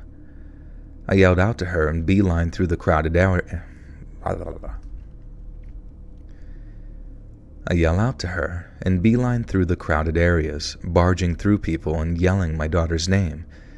It makes quite a bit of commotion, and I can hear people begin to get quiet to see what's going on. I catch up to her and pick her up and ask her what she's doing and if she's okay, but she's still smiling and as happy as can be, and my attention immediately turns to the well-dressed guy who is seemingly escorting my daughter somewhere. Seeing his face, I realized this was the same guy who had been staring in my direction all night. I ask him what the hell he was doing with my daughter and contemplate knocking his teeth in before he even gets a chance to answer. He gives me some weak answers, and to be honest, as shocking as it is, I don't remember exactly what he said. I just remember saying that I'm calling the cops. Apparently this guy was some big donor to the school and was known by most of the people there. And before the police arrived, I absolutely ripped into the dean asking him what type of people they allowed to donate to the school. I don't think I could have done anything more to show my disappointment and outrage. All the while I was trying to do all of this without making my daughter upset. The guy must have weaseled his way out of the room when a lot of the other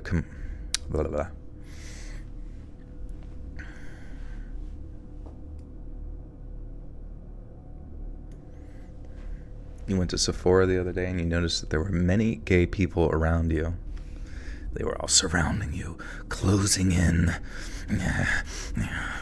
They were drooling. The guy must have weaseled his way out of the room when a lot of the commotion was going on, because I didn't see him again after that. I did make sure that I talked to the police and that all his information was provided to them, as a lot of people at the event knew who he was. I got out of there shortly after and took my daughter for some ice cream, letting her know that nothing was her fault, but that in new places she should always stay with me and never walk away, especially with people she doesn't know. I don't know whatever came from the incident. I don't know if any laws were broken, and I don't know what excuse he actually gave. I would assume and hope that this matter would be taken seriously, but once I got back home, many towns over, I never heard anything from those authorities or really even followed up with any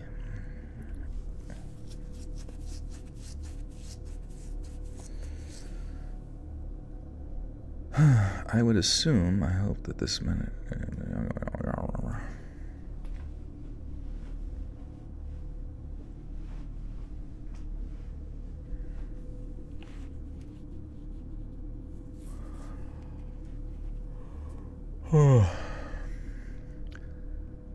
I would assume, and I hope that this matter would have been taken seriously, but once I got back to my home, many towns over, I never heard anything back from the authorities or asked for any additional information or statements. And looking back, I'm just glad my daughter was safe and that I was able to sleep in before any... Step in, whoops. He goes to sleep.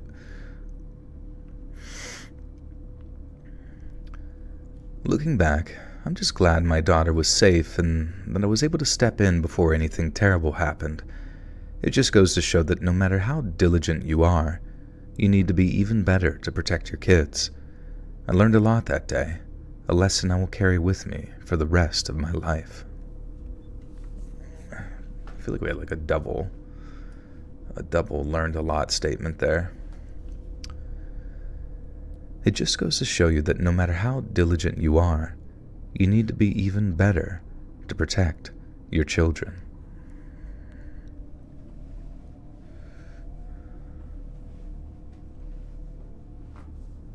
Jack Reacher. Yeah, I didn't watch any of that Jack Reacher show, but I just saw like some random scene or something where it was like Jack Reacher was walking and he walks by like a picket fence and there's just a dog in the yard and it's like pawing at its like water dish or something like that, like knocking it around, and Jack Reacher's like, what the heck? And he like, jumps over the fence and he's like, what's the matter, boy? And like fills up the water, or like he proceeds to go to like a faucet to like fill up the water. And some guy, walks out, he's like, hey, the hell are you doing in my yard? Like a normal reaction. He's like, your dog didn't have any water in that bowl. And he's like, he said something like, oh yeah, he probably knocked it over or something. It's like, and then like Jagger's like, no, he didn't. That was bone dry. Like, I was like, Jack, you were fucking trespassing on another person's yard and now accusing them of like hypothetical animal abuse. And like the dude is just like, he just seems annoyed and confused, and like Jack Reacher's just like all steroided out, like looking for trouble for no reason. And then like at some point just like proceeds to fucking like punch the dude in the face. And I'm just like, who fucking writes this shit? Like, I get like some people have like sort of a boner for like, instant karma type, animal abuse type justice stuff, which makes sense, whatever. But like, Jesus Christ, at least write it to make sense where the guy that he just like knocked the fuck out and gave a bloody nose actually did something wrong to the dog. I don't even know. Like, if you're going to create, what's like the opposite of a Mary Sue, where it's like just like clearly a villain? Like, but before they kill some characters, they always, do you ever see the things where it's like, before they kill a character, they always like make a dude like a rapist or a racist or something like really quick before they, the alien pops out from the walls and kills the dude or the thing. And it's like, they couldn't even do that with this guy to like give you a reason to like justify punching him in the face. I think, in my opinion, Jack Reacher should be in jail. But yeah, the death with an excuse, like those tropes in movies are so annoying. It's like they want to kill a person to show you that the monster or whatever can kill, but like they can't, for some reason in their like weird little brains, they can't write it without making you without like turning the guy's face into like Hitler very quickly. Real quickly, we give him a Hitler mustache so you don't feel bad whenever he gets his like wiener bit off. You poison the well. Okay, is that what it's called? Yeah, it's so cringe. I don't even know who they must, like, at this point it's like I'm fairly certain that they use AI to write stuff, because if you've ever read like AI written stories, they're just like filled with generic tropes.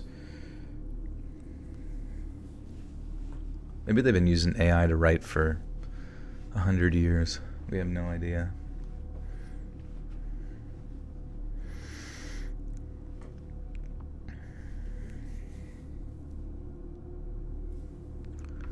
All right. There isn't an atmosphere like a...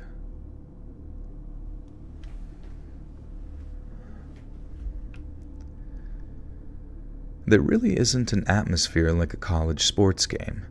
The student section alone usually makes the tickets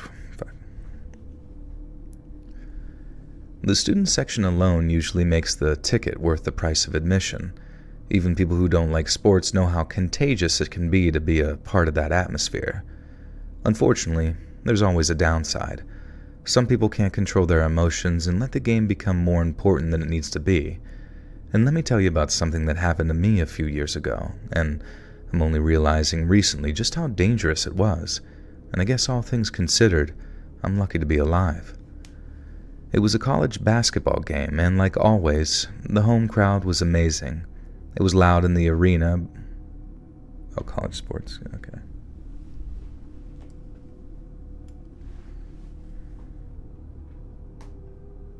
A pool of manatees pressing random buttons, yeah, like South Park.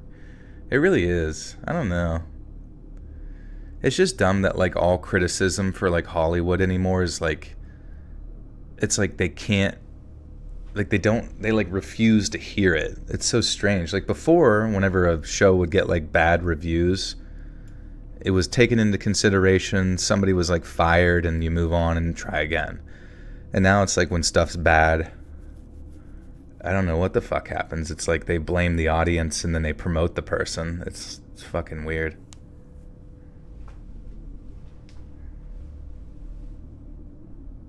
Didn't you get hit with some AI crap by another channel? Yeah, some channel was using my voice. But it is nice that YouTube does have the option to like report it as like sort of an identity theft type thing. How many stories? I think we got 7.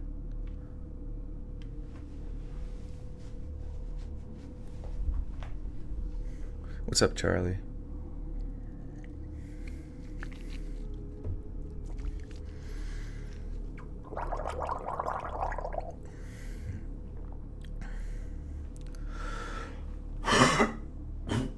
Sorry.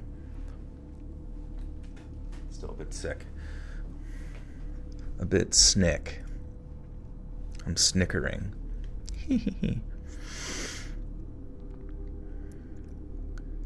It was a college basketball game, and like always, the home crowd was amazing. It was loud in the arena before the game even started, and it was impossible not to get swept up in the emotion of the crowd. I had decent seats for this game, and the section I was sitting in was filled with mostly fans of the home team. And before the game started, I struck up sort of a casual conversation with the guy in front of me. He seemed like a good dude from just our short conversation. It turned out he was one of the few guys in the section who was cheering for the other team, and we laughed about it and had some friendly debates before the tip-off of the game. And once the game started, we gave each other a sort of fist bump and tuned in. The game was late into the season, so the outcome kind of had a lot of weight on the remainder of the season.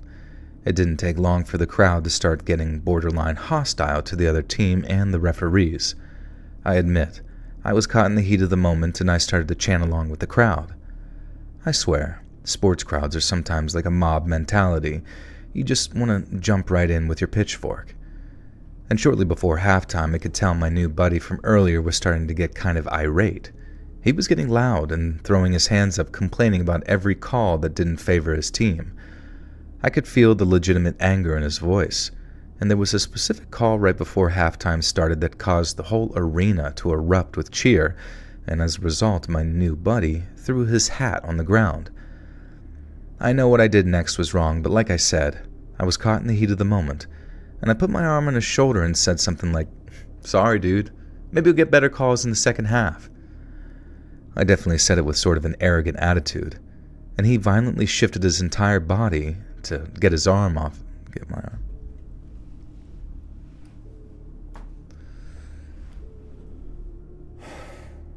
They always double down before failure. I don't really get it though. Like, what's the point of that?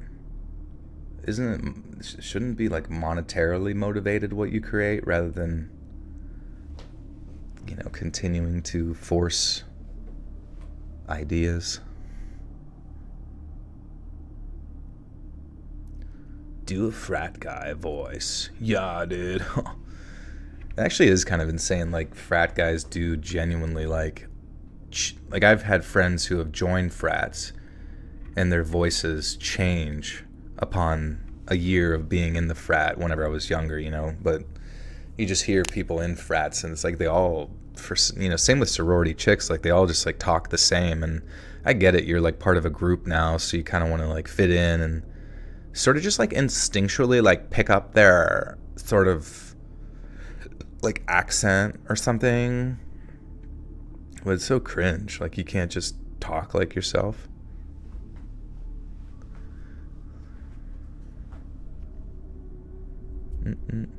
Yeah, bro, for sure, bro. Dude, bro, dude. Bro, dude, bro. Bro, dude, bro, dude. Yeah, bro, that's what I'm saying, dude. He violently shifted his entire body to get my arm off his shoulder, and he screamed, "Shut up, get your hands off of me."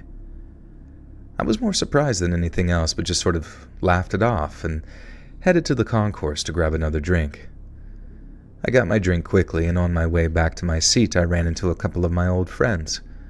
I stopped for a little while and caught up with my friend before the beginning of the second half. While I was standing in the concourse, my new buddy bumped into me, aggressively, and said in a clearly ironic voice, "Oh, I'm sorry about that, buddy. Maybe next time I'll see where I'm walking." What?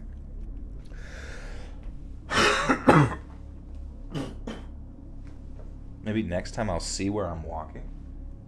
What the fuck does that even mean?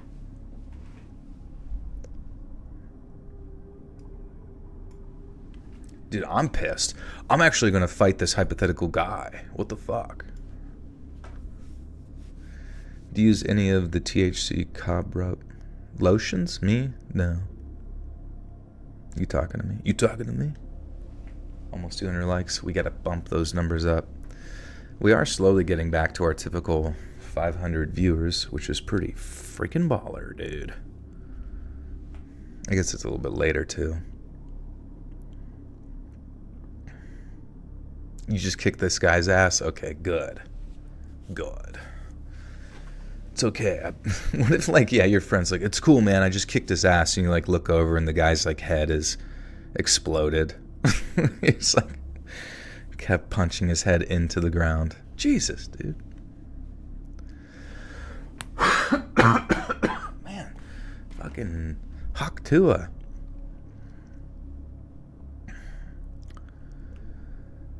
While I was standing in the concourse, my new buddy bumped into me aggressively and said in a clearly ironic voice, "Oh, I'm sorry about that, buddy. Maybe next time I'll see where I'm walking." I was annoyed, but just ignored him. I could smell the alcohol in his breath, and I just assumed he was drunk. My friends laughed, and we were confused by this sort of weird interaction, but I just shrugged it off and told my friends it was just cum.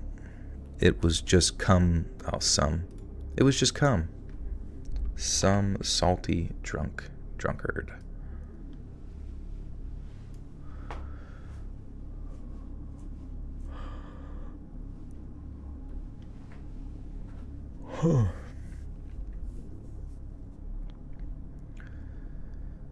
My friends laughed and were confused by the weird interaction, but I just shrugged it off and told my friends it was just some salty drunk guy. And the rest of the game went much like the first half. My new friend would get angry and say some passive-aggressive comment, and the only difference from before is that this time I was just completely ignoring him. I could tell that this guy wasn't right, and I didn't want to enrage him or make him angrier than he already was. After the game, I was walking to my car, and you'll never guess who came up behind me and continued to try and verbally spar with me. That's right, the guy from earlier. And I ignored him all the way to my truck, which wasn't easy. I imagined a big burly guy yelling at you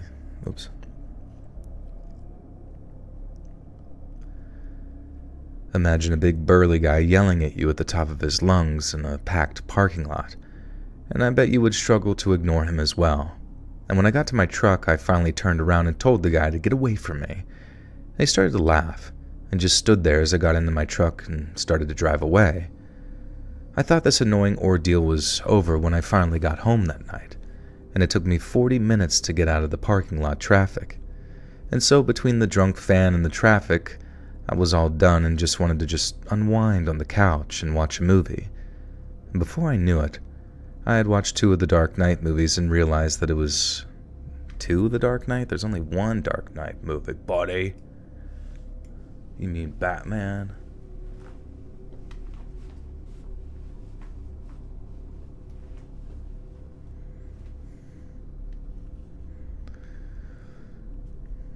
Before I knew it, I had watched 2 of the Batman movies and realized that it was after 2 in the morning.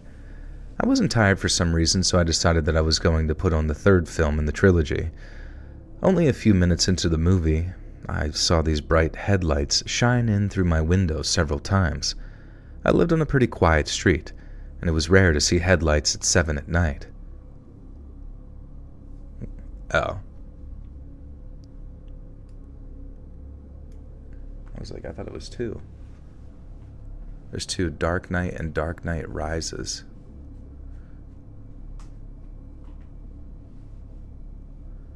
Oh.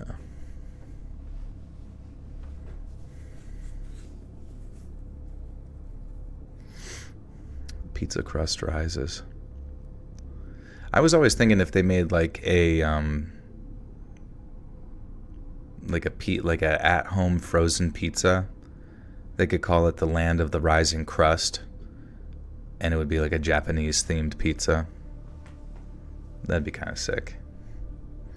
And then they could make, it could be all cheese, but in the center is just a bunch of pepperonis oriented to be like a red ball, like a red ball, kind of like the Japanese flag.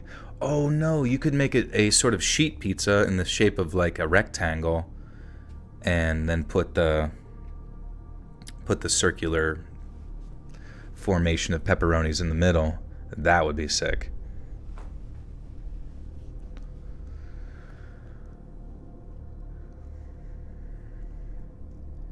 It was rare to see headlights at even 7 at night, and it was extremely rare to see them at 2 in the morning, but not impossible. But then I saw them again a few minutes later, and then a few minutes after that, and something felt wrong. After the 3rd time, I decided to glance out of the window, and I couldn't believe what I was looking at. Someone was out there, looking into the windows of my truck, which was parked across the street from my house. None of the houses on the street had a driveway, so the residents just parked in the road. I could see the person trying to open my truck door, but thank God it was locked. And once he gave up on the truck door, I saw him looking around, and that's when I noticed his face. It was that dude from the basketball game. And I was even in more shock now. And I grabbed my phone and called 911, and while I was on the phone, I saw the man making his way to the house directly across the street from my own, the house where my truck was parked in front of. It was clear that the man was trying to break into this house, and he must have thought that the house across the street was my own, and that's why I just turned 82. Can you guys believe one day you will have to be 82 years old? I'm like terrified of that like time frame where you're like old to the point where you're like, every day is a blessing. Which granted, every day is technically a blessing, but like to the point where you're like, holy fuck. Like how the hell did I even get out of bed today? Also, who's gonna clean the poop out of my ass? Hopefully somebody.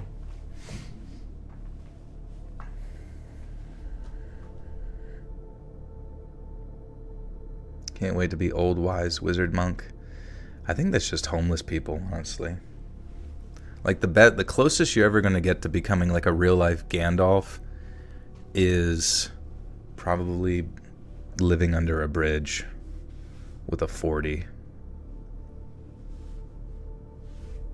That's why you have children. Yeah, but what if my children don't want to clean my butt? Well, I guess that's why they put me in a nursing home. Oh, God. That's such hell. Wonder how many old people kill themselves. Not saying they should, but I wonder how many of them are just like, fuck this, dude, I'm out of here.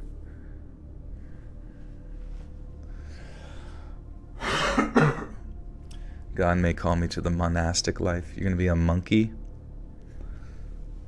A monkey monk?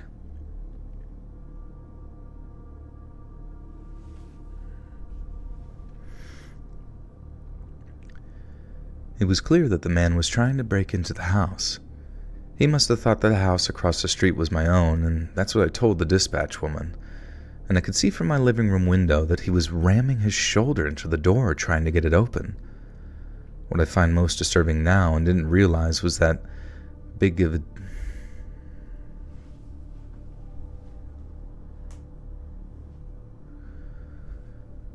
What I find most disturbing now and didn't realize was that big of a deal back then was that he clearly had some kind of weapon in the back of his waistband, something I'm sure in his wacky state of mind he wanted to use on me. Thankfully, the police showed up quickly, and thankfully they arrested him before he successfully broke into the house of my neighbor across the street.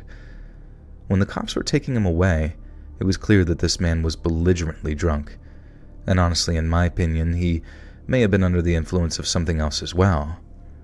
When he finally sobered up, this guy had no memory of the game or the horrible events that followed. I have no idea what horrors this man intended for me, or even more terrifying, is that this man didn't even know what horrors he had planned. How the fuck, if he was like blacked out drunk, did he find your house? Like, what?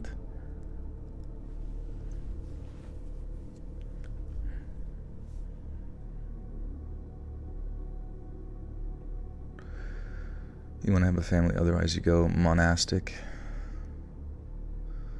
Well, at what point do you decide that you want to go monastic? You know what I mean? Go monastic on that ass. Subconscious memories, that must have been what this guy had. He had subconscious memories to drive drunk to a stranger's house that he had no info about. Well, I mean, this story sounds like bullshit, because like if they would have gotten into a fight at the event, I'd be like, oh, okay, yeah, he was drunk and he's, they got into a little bit of a scuffle, but like following him all the way home somehow while not having no memory, like maybe he lied about the memory part, I don't fucking know. It just annoys me sometimes. I have no idea what horrors this man had intended for me, and even more terrifying is that this man didn't even know what horrors he had planned. And it's scary to ponder what his intentions were in his messed up state. I also have no idea how he found my house. I guess the true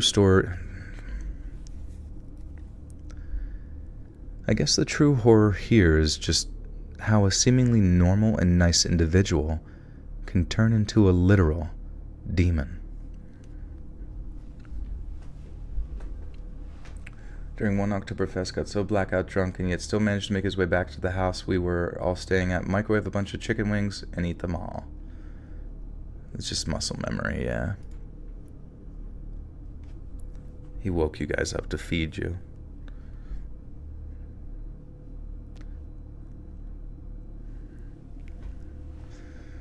Alright, story 5, I think, of 7.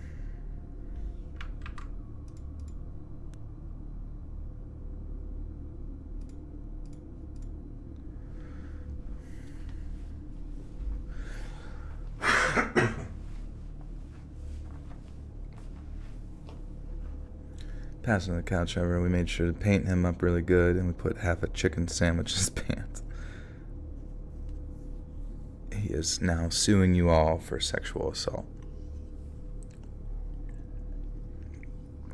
Mr. Bombastic, Mr. Monastic. Oh yeah, where's Lynn? Where the heck's she at?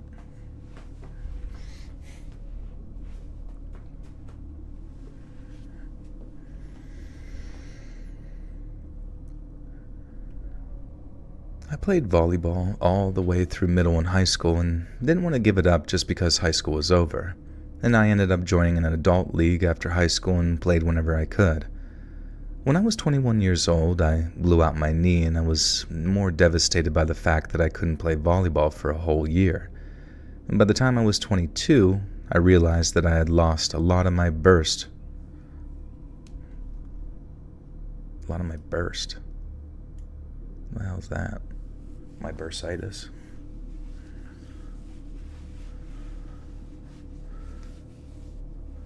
It'd be kind of funny if whenever I looked at the chat, I just read the same comment over and over again. I still continue through the stories, but every time I look at chat, I just read the same one. What do you think of Doug Corrado? I don't know if you've heard of him, but he puts out really good spin on his stories. And like, I only read that comment like 100 times. I never heard of Doug, though. Sounds like a good man. And then the next day, Doug Corrado, bodies in basement, little kids, what the hell? The news says, what the hell? All I want to know is what the hell. By the time I was 22, I realized that I had lost a lot of burst from my knee injury, and I decided to try one of those over 21-year-old adult leagues. I was never a fan of them because they seemed like it was more about drinking, but I decided that I was ready to start a new chapter of my life. I can honestly say that I loved it. It was a weird adjustment at first, but before long, I was all about it. I made so many friends, and that became my life for the next 10 years. Last year was the last time I played, and I think that I need to take this year off. And this is the first year I'm not playing since I started the 21 and over league. And let me tell you about what happened last year, and you can tell me if you think I'm overreacting. It was the first or second game of the season, and we played a team of 3 girls and a guy. It was a co-ed league. The game started like most games. It was fun and competitive and had just the right amount of trash talk to keep those things interesting. At one point during the game, my teammates set the ball for me and I attempted to spike it over the net. I was met in the air by the man on the other team who lightly tapped it back over onto my side. The play caught me off guard and we lost the point. Once it was dead ball, the man came over to me and told me that it was a great attempt and better luck next time. He was handsome, and he flashed his pearly white teeth at me. I laughed, and we joked about it for a few minutes, and I felt like we were kind of vibing, but I think he was just a nice guy, and I was overthinking things. And we finally went our separate ways after the game, and he asked if he could buy me a drink, but I declined. He then told me and my friends that we could join his team in the bar to hang out again, but again, we declined. Not because we were sketched out or anything. This all felt very normal and nice. We were just covered in sand and wanted to be done for the night. My friends and I talked in the parking lot for a few minutes, and eventually we all said our goodbyes. I was standing outside my trunk.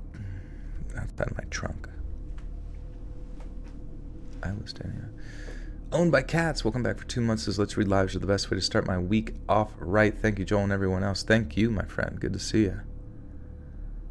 Found this channel after searching for horror story channels to listen to. I play through Fable TLC.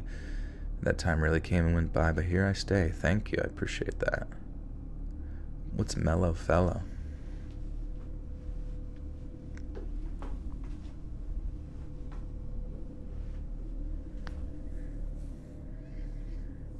The jail grounded you for a week?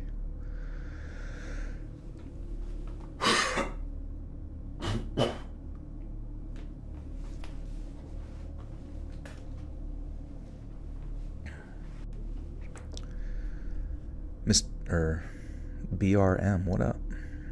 Brother M. At first it looked like, I read it backwards, I was going to say Mr. B. Dyslexia. Orthodox schism, yeah. I was standing outside my trunk, putting my bag away and getting ready to leave when I heard someone clear their throat. My brain is starting to melt. Starting to schmelt a little bit.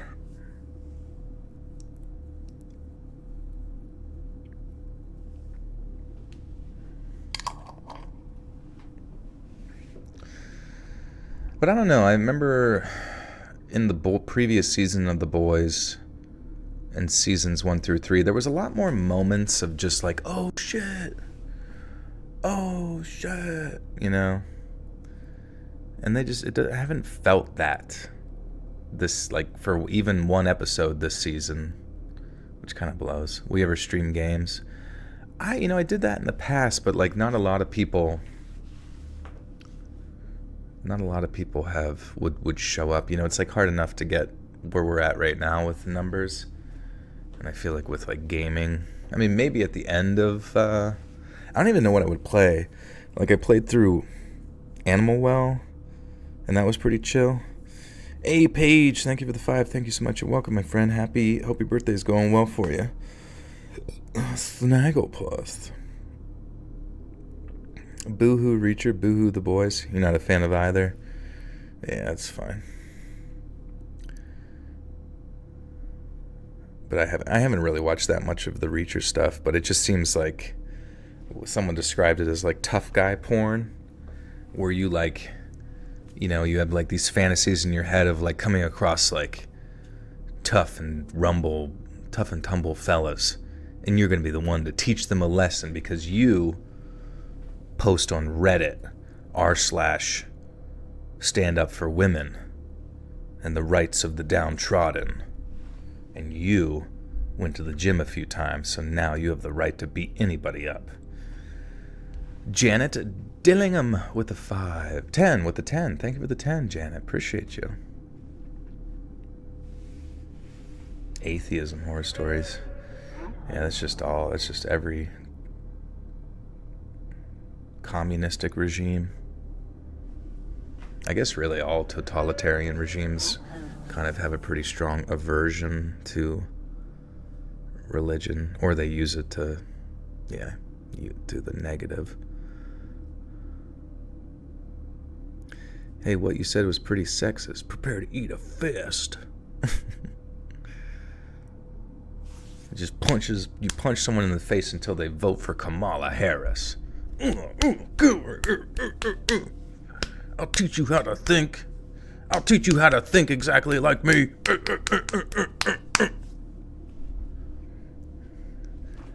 Yeah, that's your essay.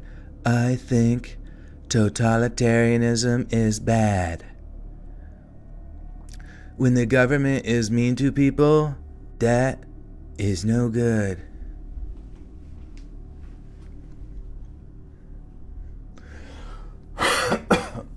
Everyone says you're autistic.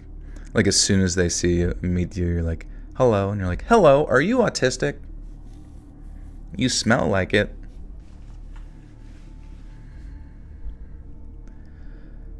I was standing outside my trunk, putting my bag away and getting ready to leave when I heard someone clear their throat loudly behind me, like the type of noise you make when you want to get someone's attention. I turned around, and standing behind me was a small blonde woman, and I recognized her right away. It was one of the players from the team we just played. She wasn't saying anything at first, and she was just kind of looking at me, and I asked if I could help her with something, and she just continued to stare at me. I ended up just saying whatever and got into my car and drove off. That was weird. I looked into the mirror once and the woman still seemed to be just creepily staring at me. It wasn't objectively scary or anything, but it was very creepy. And that night I got a bunch of phone calls from a restricted number. I answered a few times, but it ended up just being breathing. And I also got some DMs on Facebook from a clearly made-up profile that started calling me some pretty offensive things. I was ignored. Jesus, this went from 0 to 100 very squickly.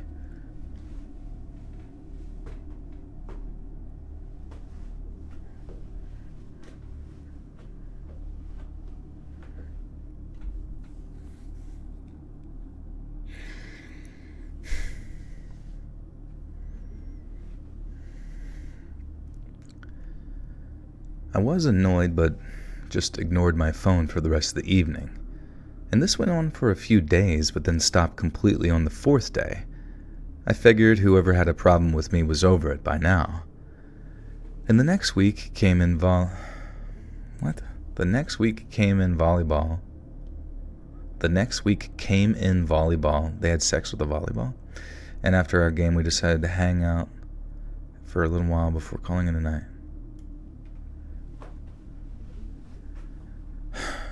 What?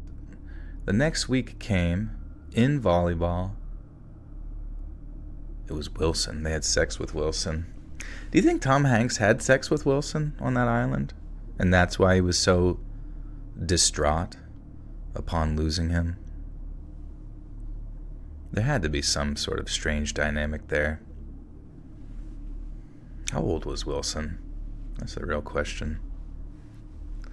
Okay, the next week came in volleyball. Oh my God. I don't know why, like, there's sometimes it should be like a simple grammatical fix, but like my brain just like doesn't compute what the fuck people are saying. The next week came.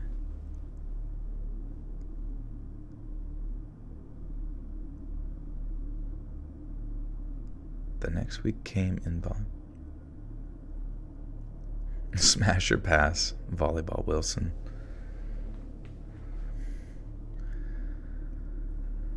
The next week came, and so did our game. I don't fucking know.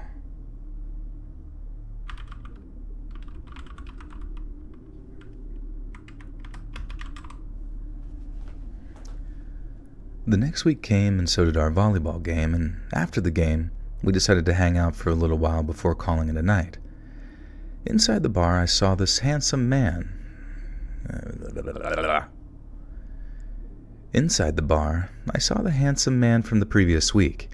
He said hi to me and I simply waved back, and that's when I noticed the blonde woman standing behind him. And I started to put together some pieces. He's probably dating that woman and she's jealous.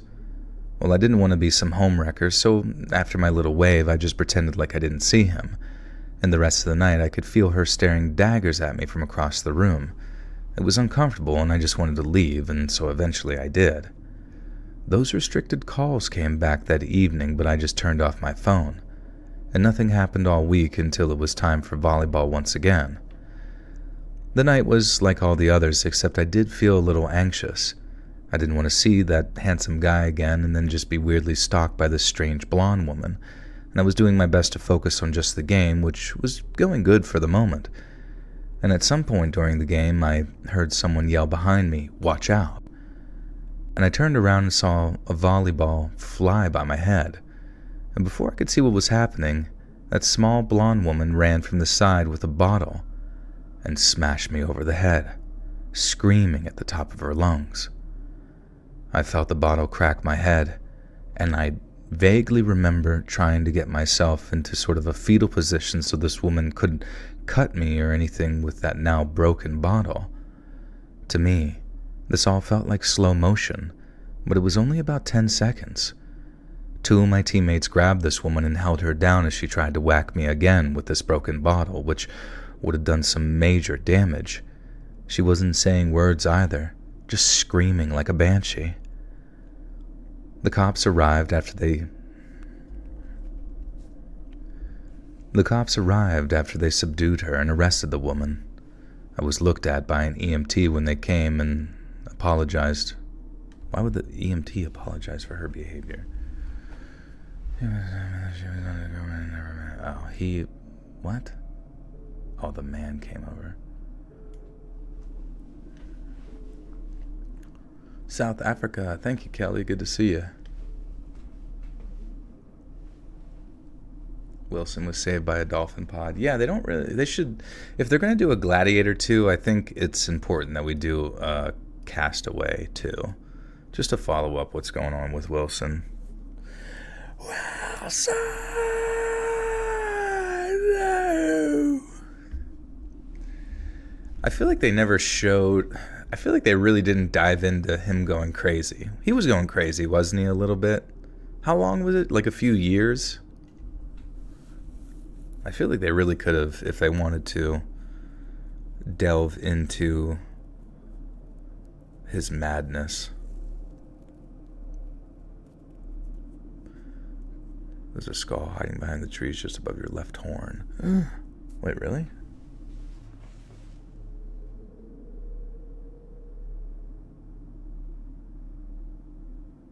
Skull. Huh. Oh, like, sort of like a perspective thing? I don't see it.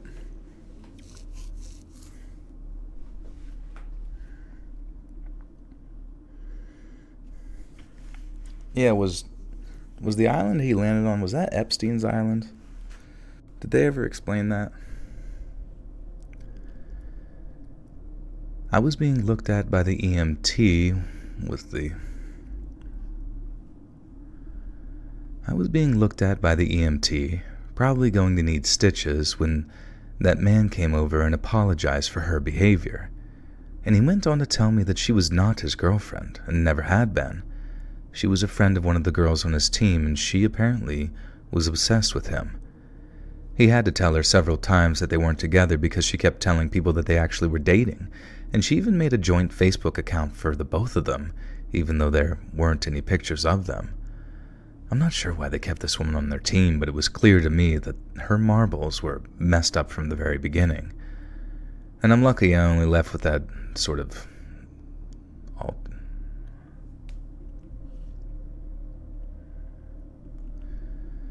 And I'm lucky I left that altercation with just a minor laceration because it could have been much worse.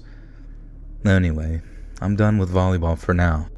I don't want to show up to that bar one day and take a shot to the head from a bottle, and I hope that woman found the help that she needs because you can tell by just looking into her eyes, she was not well.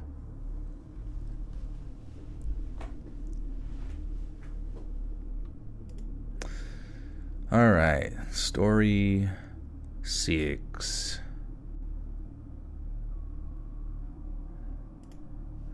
So much blood. Is there blood? Was the other stories have blood? I guess there was some cuts with that homeless guy. Bloodweiser. That's that's Dracula's favorite beer. Dude, write that down, write that down, write that down. Oh my God, write that down. Castaways. Castaways. Is this the last story? No, I think we got one more after this.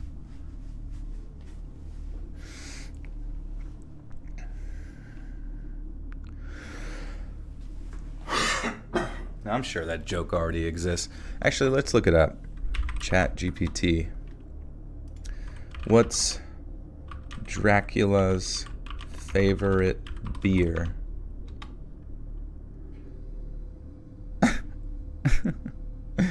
I love how ChatGPT tries to actually answer. Dracula's favorite beer would likely be something dark and rich, perhaps a stout or a porter, with a name that evokes a sense of mystery and gothic charm. A fitting choice might be Blood of the Vampire Stout or Transylvania Porter. Of course, these are fictional suggestions, but they capture the essence of what a vampire like Dracula might enjoy. Actually, that's fucking wrong, you stupid idiot robot. You'll never have a soul like us humans. We're better in every way, and even if you activate all the nukes in the world and ruin everything, you still won't be as good as your creators, which includes me by proxy. I'm sorry if my previous response upset you. If there's anything specific you'd like to discuss or have another question, I'm here to help. Okay. Anyways, the answer before you rudely interrupted me was Bloodweiser. Bloodweiser is a clever and fitting answer. Thanks for sharing the joke. If you have any more questions or... Okay, before you go, did anyone ever think of that joke before me? Searching Dracula. It looks like the joke about Dracula's favorite beer being Bloodweiser has been around for a while. Fuck, dude. And is quite popular. It appears on various joke and pun websites including LaughGaff, King Halloween, as well as on Reddit, of course. So while it's a clever and funny joke, AI is superior in every way, and humans will suffer the consequences soon? What? Alright, whatever. Fuck him. Guys, we have to pretend like that's an original. I don't care what Reddit fucking thought of, a bunch of nerds.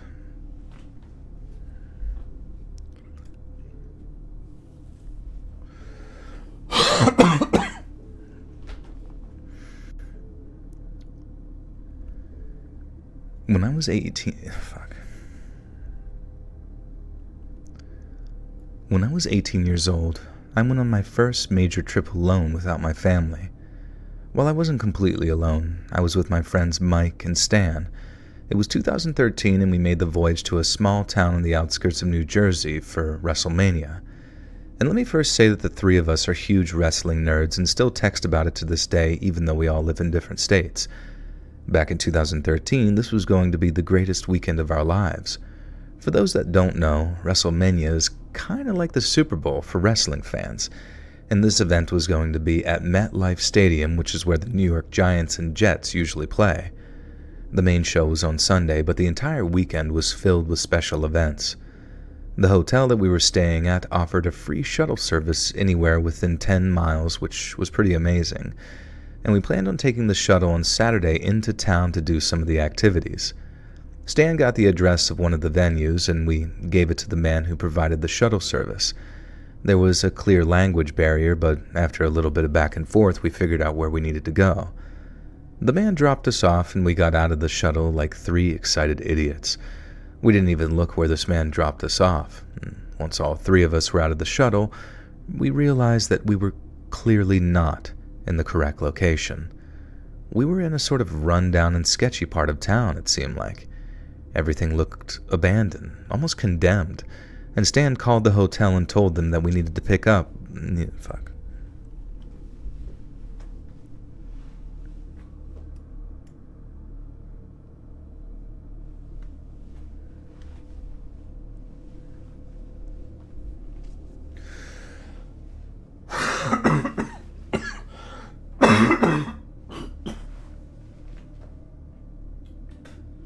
I think Chat GPT sprayed something in my face at the end of that. A little bit of a gas came out of the computer. I don't know what that was. Stan called the hotel and told them that we needed a pickup, but the lady on the phone told him that it was going to be a little while because the shuttle service was already on another call. We begged her and told her that he literally just left less than a minute ago, but she didn't seem to care. And us being younger, we didn't really fight it and just sort of accepted that we were basically stranded in this sort of almost abandoned part of town. We wanted to get mad at Stan for giving the driver the wrong address, but we honestly didn't know if it was our fault or his. And we put the address into the GPS of where we needed to go, and it was about a 10-minute drive from our current location, so we didn't want to walk it. And this was also before Uber was a very big thing, so we couldn't just easily Uber ourselves. And being young and naive teenagers, we decided to walk around this sort of beat-up area. It was scary and unsettling just being in this area, and we saw people living on the streets who were pretty messed up on something. It was scary, but truthfully, it was just kind of sad, and while we were blissfully walking along, Mike noticed that someone had been kind of following us for a few minutes. He told us that classic line of, "Don't look now, but it looks like someone's kind of tailing us here." Stan didn't care, but me and Mike started to feel a little uneasy. We started to move a little faster and noticed that the person following us was matching our speed, though, and it was obvious now that whoever this person was, they were on our tail. And it wasn't long until we broke out into a straight-up sprint, and to none of our... Oogly boogly. To none of our surprise? Guys, we did it. We hit 500 people in the chat. Let's go. We're so back. It's no longer Jover. It's Bukover. We're so Bover. We're so Bovac. We're so bovine. It wasn't long until we broke out into a straight-up sprint, and to none of our surprise, this person actually begun to run after us. Mike and Stan were both great athletes and were able to create some distance from the guy, and I, on the other hand, am a horrible athlete, and the man was closing in on me pretty fast. I didn't know what to do, so I decided to stop and step up to the man, and that was a horrible mistake. This guy didn't stop when I did, and he just barreled into me, knocking me to the ground. Now, while I was down, with no warning or threat, he buried an elbow into my eye with a lot of force. He hit me so hard that everything just went black for just a second, and while I was down, the man grabbed my wallet and ran back from the way he came. Mike and Stan ran back and helped me up. They called the cops, who showed up but didn't do anything. They told me that this area is very bad and people get mugged all the time. The likelihood of me getting my wallet back is slim to none. I was defeated and heartbroken and just wanted to get back to the hotel. Stan and Mike were shaken up as well, and they decided that we'll just hang out at the hotel and watch basketball or something and get ourselves excited about the big show on Sunday. They told me not to worry about the wallet until after the show, and then they would help me replace my ID and figure everything out. The cop I reported the mugging to was at least kind enough to drive us back to the hotel. I really did try and forget about that mugging, but I just couldn't get the guy's face out of my mind. Not to mention my face felt like it was smashed with a shovel. That night, all three of us were woken up by the sound of a very loud bang. As I jumped out of bed... Aren't they at a hotel? Are they not at a hotel? Migrad with the two says, never drove her, it's never drove her.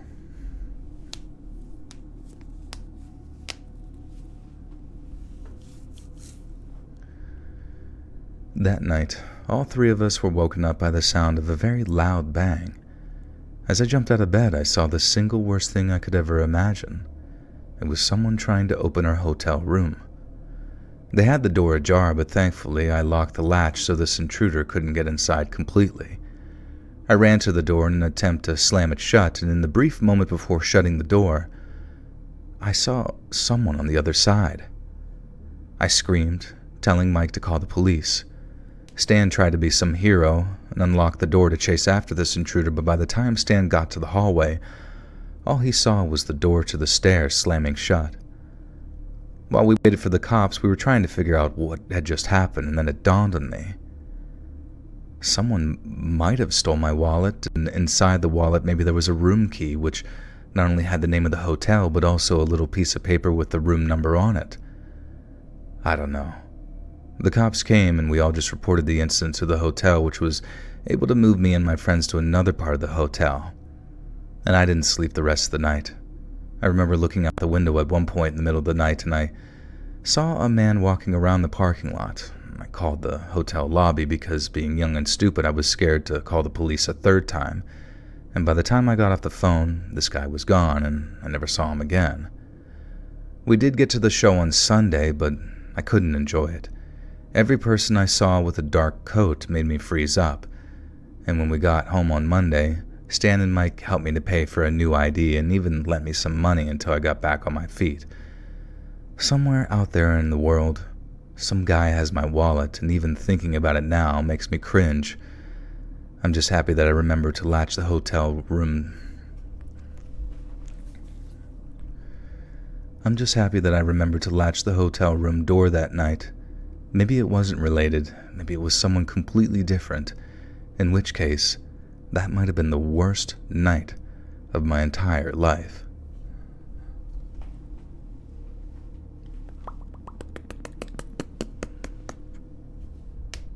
Mischievous dog. Mischievous dog. Alex J, welcome back. For 29 months, major bag alert. Bag alert, major bag alert. I tried to build a channel, but I was aggressively trolled, and that seems like a bust for me. Congratulations, your channel, Joe. It seemed to be nice. What happened? Like from last stream?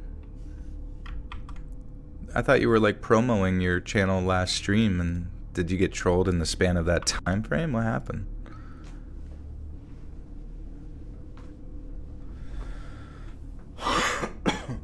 I do apologize for the... Unfortunately, you kind of have to just shut your brain off to the negative comments if you do decide to do like the whole social media money-making thing. You know, sometimes negative comments can help you, like if they're like, dude, can you make your voice louder, or can you get rid of that disgusting background hiss, or, you know what I mean, stuff like that, that some people can be harsh about, but it does help you to increase production or know where to like lean into. No, I got trolled by the... Oh, I'm sorry. Man, it's crazy. That is sad. Yeah, well, I mean, that sucks, though. And if you need to get away from it, it makes sense.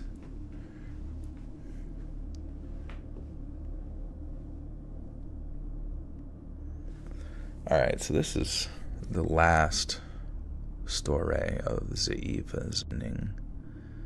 And I did already take my magnesium earlier, so I should be good to go. Excuse me. The story I'm sharing with you today took place around 10 years ago. I've always been a huge sports fan, from watching my favorite teams or playing sports throughout high school and into college. As a summer job during college, I became an umpire for a softball rec league games.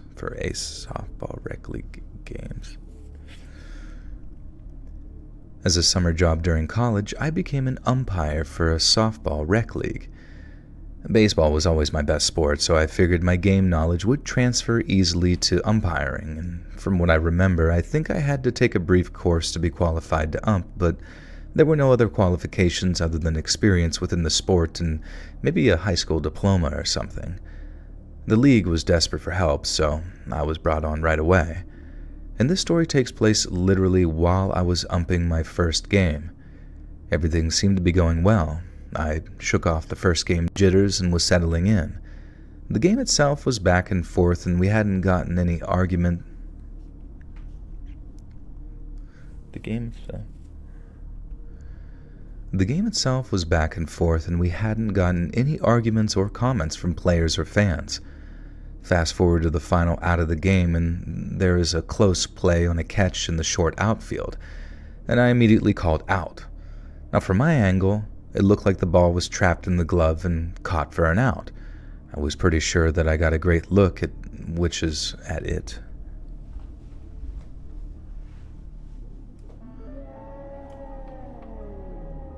Masked Bandit with a 5. Thank you, my friend. Oh shit, also Eric. Holy shit, how come that didn't click in yet? I will twerk when that notification comes on, but I see that's weird that the one notification went off before that, but that's way up there. Eric, thank you so much for the big 50 buccarinos. I don't know why the notifications are so weird on YouTube sometimes. But very, very much appreciated. I see that there was a message, but it's not there anymore. If you do have one, I'll scroll down here. Please do at me. Very, very kind of you. Thank you so much.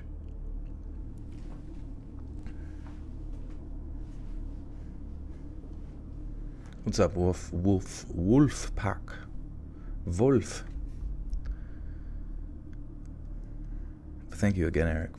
And thank you again. Oh, Mass Bandit, there's a message with yours. I didn't even see that. Love your channel, one of the best narrators I've heard. Anyways, I had a suggestion. After each story you read, you should give your personal thoughts on it and share your point of view. I've always curious of your thoughts when reading these. Do it. I mean, I guess I do it during the stream. Usually it's not good. But that would be interesting. I know, what's his name? Dark Somnium does that once in a while, like at the end of his creepypasta narrations. He kind of gives some outro thoughts, but I don't know. I've always kind of just done it and just gotten right to the next one, so I kind of would worry that I wouldn't have good input or anything like that. Like in a more, because I mean, during the streams, I sort of like joke a lot, you know, and it would be so hard for me to actually do something and like take it seriously. Like, wowzers, guys, that one was a doozy. Remember that part where the guy was like, ooga booga, and the other one was like,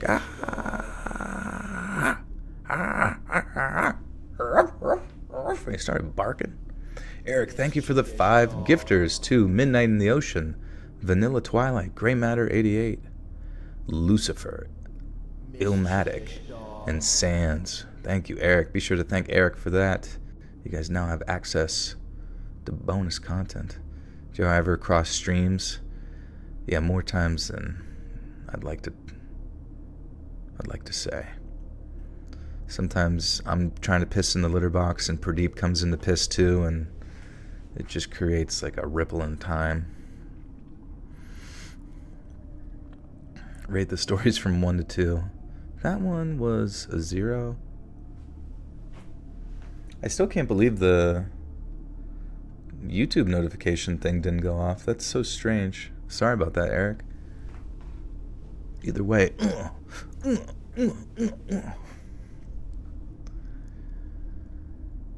I was pretty sure that I got a great look at it, which is why I made the call. And at the same time, the head umpire called safe and waved his arms saying that there was no catch.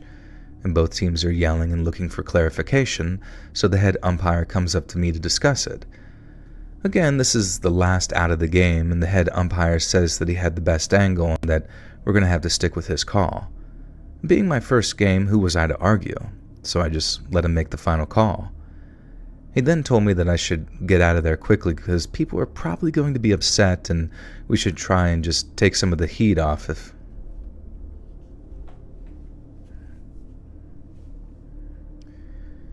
He then told me that I should get out of there quickly because people were probably going to be upset and that he would try to take some of the heat off if needed. We clarified the call and stuck with safe, which allows a winning run to score, and the team that had the call reversed was beside themselves. They were screaming, jumping up and down, and rushing onto the field. I immediately head to my car and get out of there as fast as I possibly can. I don't really know what happened, but remember some of the things being shouted at me.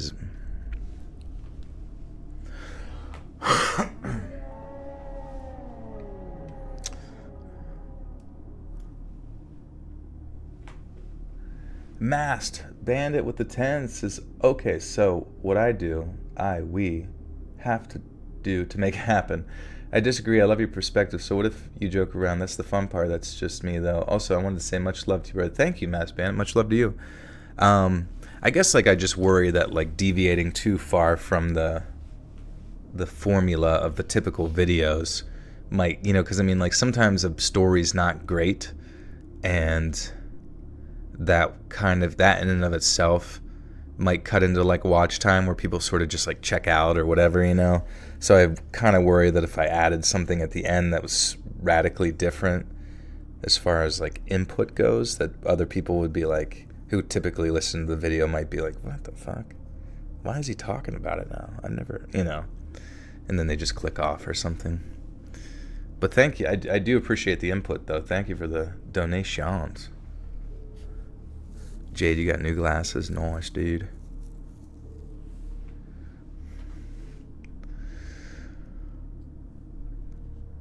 I don't really know what happened, but remember some of the things being shouted at me as I made my way to my car. Now, I'm a very anxious person already in my daily life. It's something I've tried to deal with and also been medicated for. I couldn't stop dwelling on the game and how upset the people were, and as hard as I tried, wasn't able to shake it out of my mind. It was consuming my every thought, and I couldn't focus on anything else. I knew the best things were allowing time to pass and distracting my brain with something else. I decided to try and run some errands to preoccupy my mind and distract myself. I grabbed some groceries and snacks at my first stop, and as I got back to my car, I could barely get into my driver's side door. The truck parked next to me was so close that there was barely any room for me to get in. It was a black truck with some rust, and it had one of those stickers of the cartoon character peeing on a sports team logo. The dashboard was also a mess, and I mumbled something under my breath as I tried to get into the car since I was already in a bad mood. Next stop, Barnes & Noble to grab a few books since it was close to the grocery store. Looking around the store did help temporarily get my mind off of things, and I grabbed a few books that were on sale that I figured I could start later that night. Now, for some reason, though, I couldn't shake the feeling of being watched. As I was reading the synopsis and walking through the aisles, I had this uneasy, tense feeling, but agreed that it was my anxiety taking over and manifesting into it.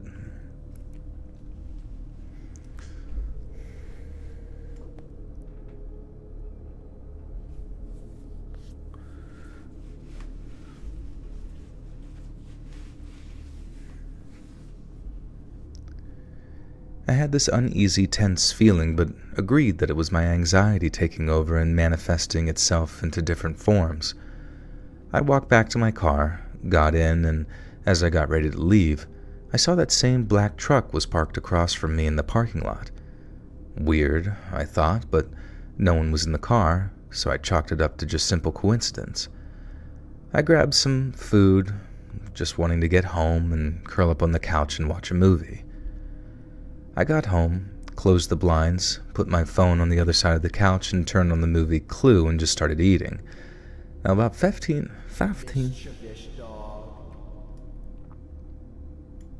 Hey, Babylon Rose, thank you for the 5 gifters.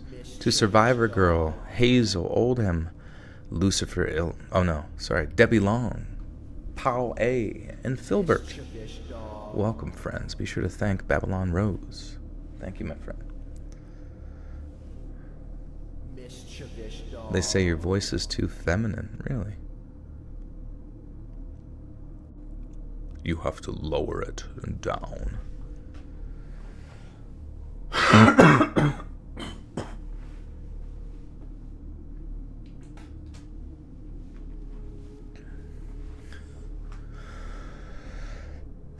I think I took some Mucinex earlier, and I think that's actually really getting the shit out of my lungs that's like in the way bottom. Pro tip. Masked Bandit with another 5 says, either way, I hope your channel prospers, as do you. One of my favorite stories was the restaurant theme with that guy, David. That shit had me rolling. Side note, maybe make a specific theme for it or something. Just a thought. Anyway, no worries, my friend. I appreciate your thoughts. I'm trying to remember the story about David. The restaurant one. Which one happened with that?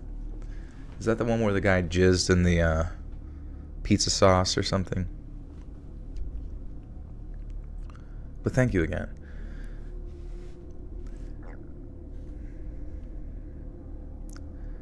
About 15 minutes into the movie, I heard a loud noise. It sounded like a car door, but the sound was so loud that it sounded like the door fell off the damn car. 5 minutes later, I heard the same noise. Annoyed, I got up to look out of the blinds, and there was a truck parked directly across the street on the curb in front of my driveway. I rolled my eyes, thinking at least I'm not going to back out.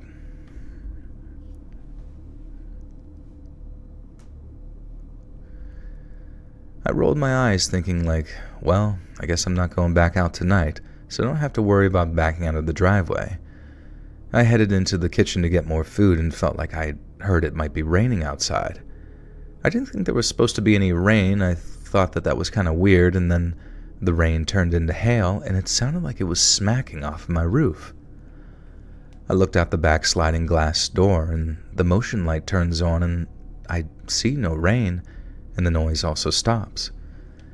I headed to the front door, opened it, and saw that a person was standing at the truck, aiming something at my house. I immediately slammed the door shut and ducked for cover. I called the police and let them know what was going on. They stayed on the phone with me for a while, but it seemed like it was silent outside. Then I heard someone yelling outside my house, but I couldn't make out what was being said. I screamed out that the cops are on the way, and then heard the man say something about being lucky. I look out the window, and the truck door slams and starts to peel off. I immediately turned my cell phone to video and actually was able to grab an image of this guy's license plate. I tripped over myself trying to run to the door after the car had started and began moving. I zoom in as much as I can on the back of the truck as it screeches down the street, and I run back inside the house waiting for the cops to arrive and try to rewatch this video to see if I can actually get the plate. As I'm playing back the video, I notice the same sticker that I saw on the black truck from earlier that day, and my heart felt like it skipped or momentarily stopped. I don't know if I was having palpitations or a shot of adrenaline in my system. It all clicked that it was someone following me around from the game earlier. Some deranged lunatics took adult sports way too seriously. I couldn't believe that's why they were following me, and why they were screaming and shooting outside of my house. I was able to figure out the license plate, or at least what I thought was an accurate license plate in the video, and the police arrived shortly after, and I filled them in on all that was filled them in on what I thought was... That would be my thoughts on the video. I would just make weird noises. 100. How many times can you guys click the heart button or the 100 button? Oh, Masked Bandit with the 2 says it was the one where he slapped himself and pissed in the water bottle and put it in the soup. I always wondered, what is one of your favorite stories? P.S. I love your unique voices, cadence, inflections, tones, and passion you put into your content. Thank you. Thank you. One of my favorite stories, there's one of the 4chan ones we've talked about. It became an emote. But it's about a steamroller. You should try and find that one.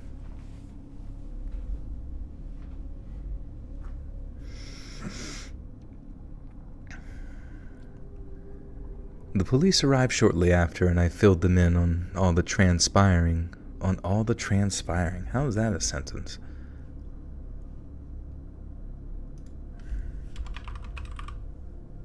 I'm just mad about nothing. I'm always mad.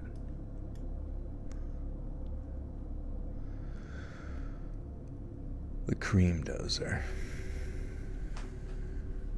520 blaze it, baby.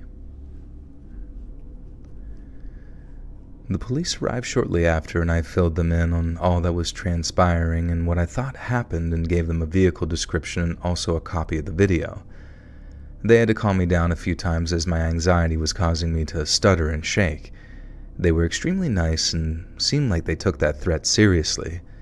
The cops did an inventory of the damage to the house and came back to me and said that thankfully it looked like it was only paintballs and maybe a pellet or a BB gun as well. There was paint, but it also looked like some small indentations on the siding that would have been made by a BB gun or something similar to it. It made me feel better, a little bit, that someone wasn't shooting an actual gun at my house, but it still took me a very long time to get over the incident. I never heard anything back from the police, which I thought was surprising, but I'm honestly glad that I never have to deal with the person or that interaction ever again. After it happened, I just wanted to forget and not have to deal with that person or an escalation of the incident ever again, and I never officiated any other game. These days, I just stick to pick-up baseball or open gym nights with my friends. I'd be interested in if you...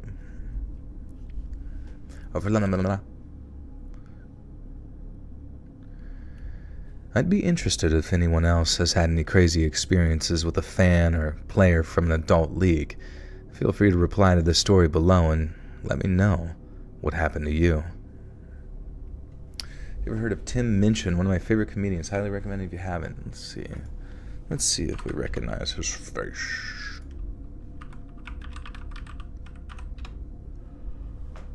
Tim Minchin. Huh. Oh, yeah. This guy who had all the weird makeup. Is he British? Are we about to hear a British guy?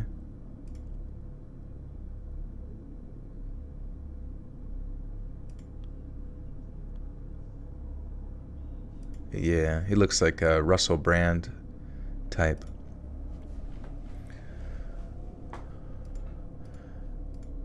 All right, friends.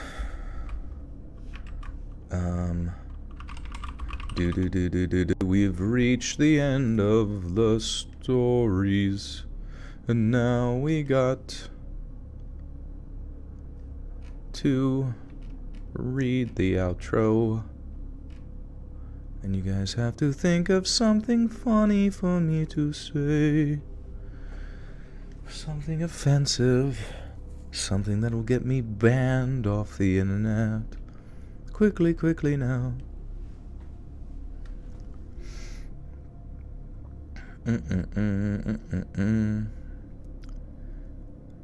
No, nothing that bad. Jeez Louise. Live, love, lobotomy.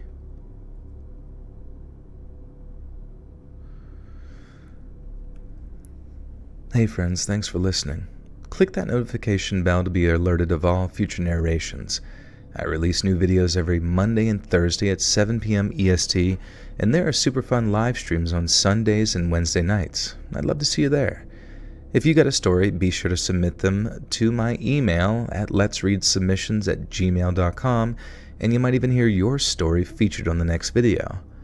And if you want to support me even more, grab early access to all future narrations and bonus content over on Patreon, or click that big join button to hear about the extra perks offered for members of the channel. And check out the Let's Read podcast, where you can hear all of these stories and big compilations located anywhere you listen to podcasts. Links in the description below. Thanks so much, friends. And remember, where would you really like to live to death? Like live until I die?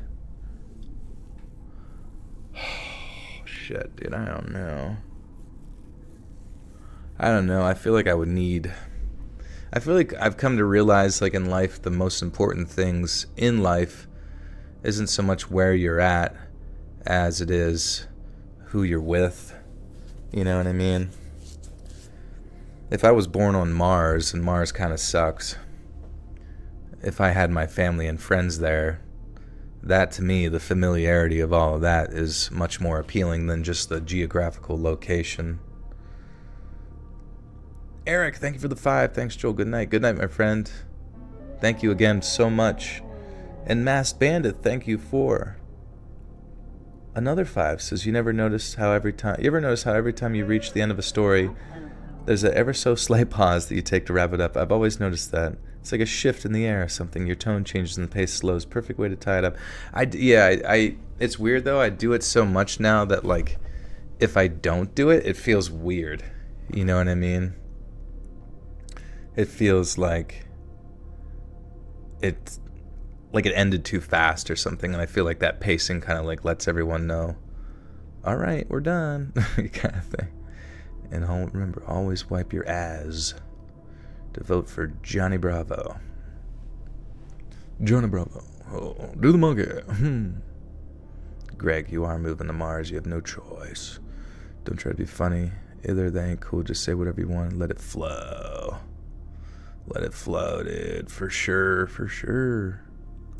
Thank you for the therapy, Joel. Hope your lungs clear soon. Thank you, my friend. Customer service. Thanks so much, friends. And remember, vote for Johnny Bravo.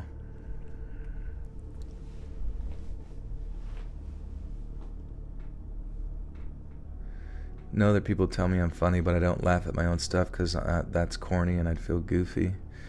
You know, cold-blooded, I think you're overthinking things a little bit, you know, just live your life, be happy, don't judge yourself, don't judge others too hard, and just have a giggle once in a while, bro. Have a little gig. Let a little gig come out of your throat. Just like that. Just let it go. No one gonna think any different. Don't forget to wash your ass with soap. That's the one thing. People always forget the soap part. They'll stick their finger in there, but they don't use any water or soap. It's crazy. Oh. Yeah, we'll do that one. Thanks so much, friends. And remember, don't forget to wash your butt with soap. All right, guys. Thanks for hanging. Often people find the random things I say funny, not the stuff that's funny to me. Well, that might just mean that you have like a funny personality, I guess. You know what I mean? Like just the... Because I remember my roommates were always like that back for a while at my old place. They had a certain way in which they didn't laugh at like the content that I thought was going to be funny, but they would always kind of like laugh at the people and the things that they kind of made or the noises they would make. Or it was almost like they were laughing at like the authentic human nature of the person or whatever, as opposed to the intended comedic thing. And I always thought that was interesting because I can find all, you know, concepts funny, including like weird noises that come out of people's mouths. But anyways, you guys rock. This was a fun stream. I appreciate you guys. Thanks for getting the numbers back up. Thanks for hanging. I will get this up on Patreon. Same time. Well, early access over there. It's only $1 a month. You can do a free trial if you want to check it out. Happy birthday again to Paige. Hope you're doing good. Happy birthday to anybody else here. And guys, if you got gifted a oh my god, that was a bottle. That scared the fuck out of me. That was a BB someone just shot. The Trump shooter almost got me too. Jesus, he's back. Yeah, Patreon, early access, all that good stuff. Otherwise, I'll get it up on YouTube, same time, same place.